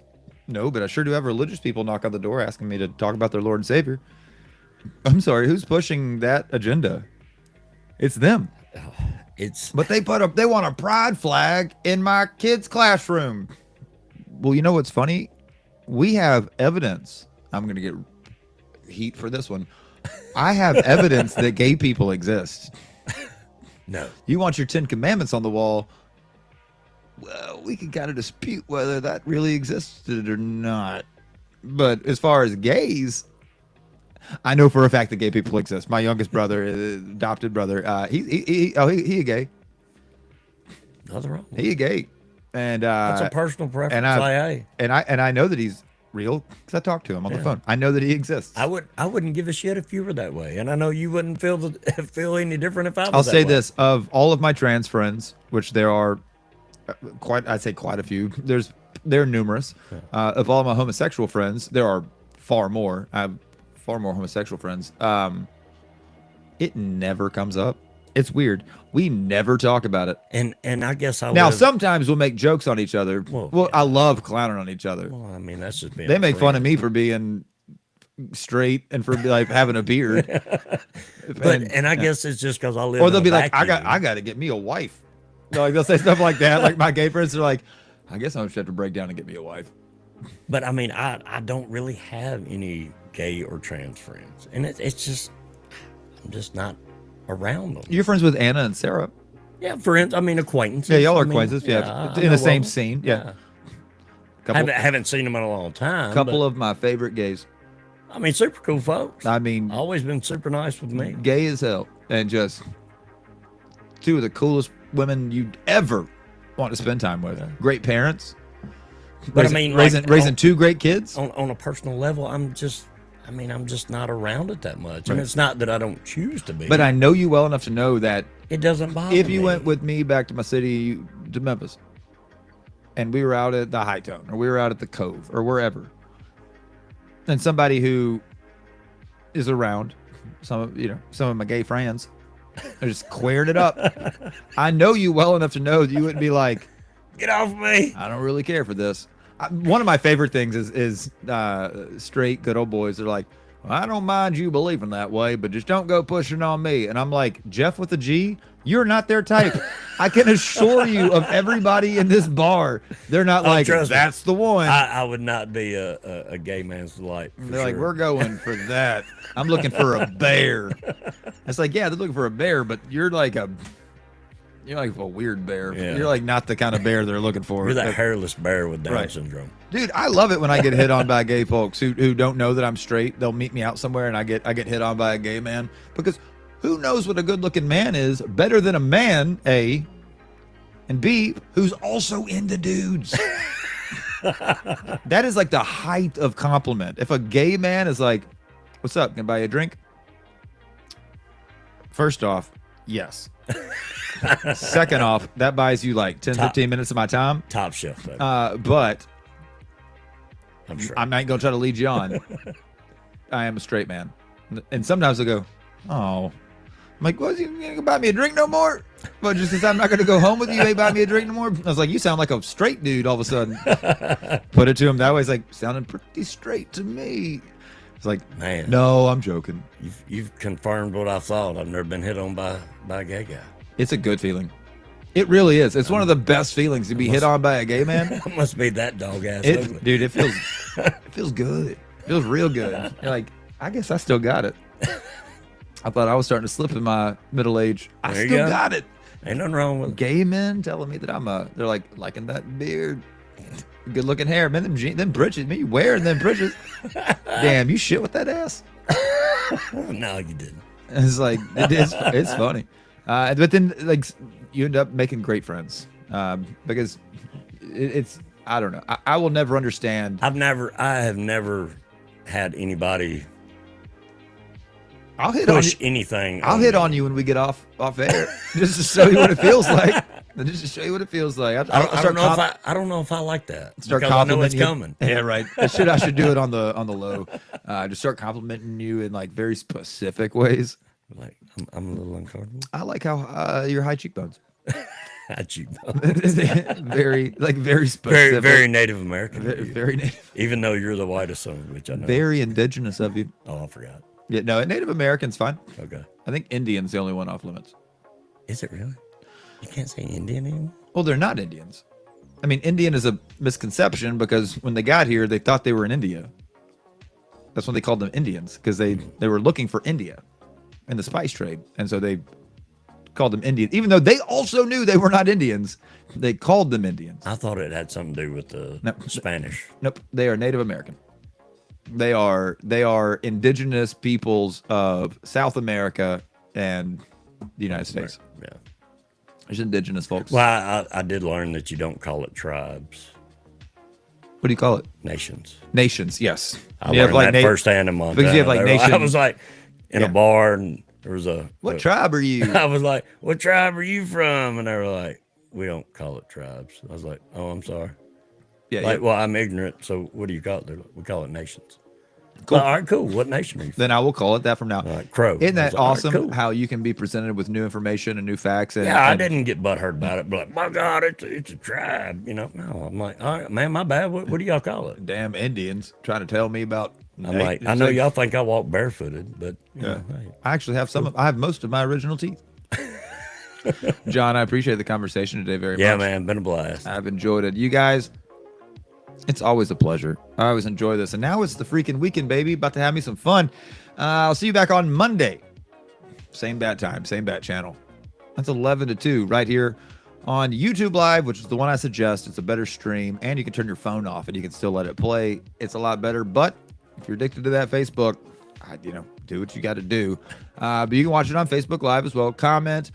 Make sure, and I'll keep reminding you, to go check out the 2025 Misfits Market and Expo. It's going to be the 29th and the 30th of this very month here in the year of our Lord, 2025, down at the Jackson Fairgrounds. I'll be down there. I'll be down there. John will be there. So Food you- trucks.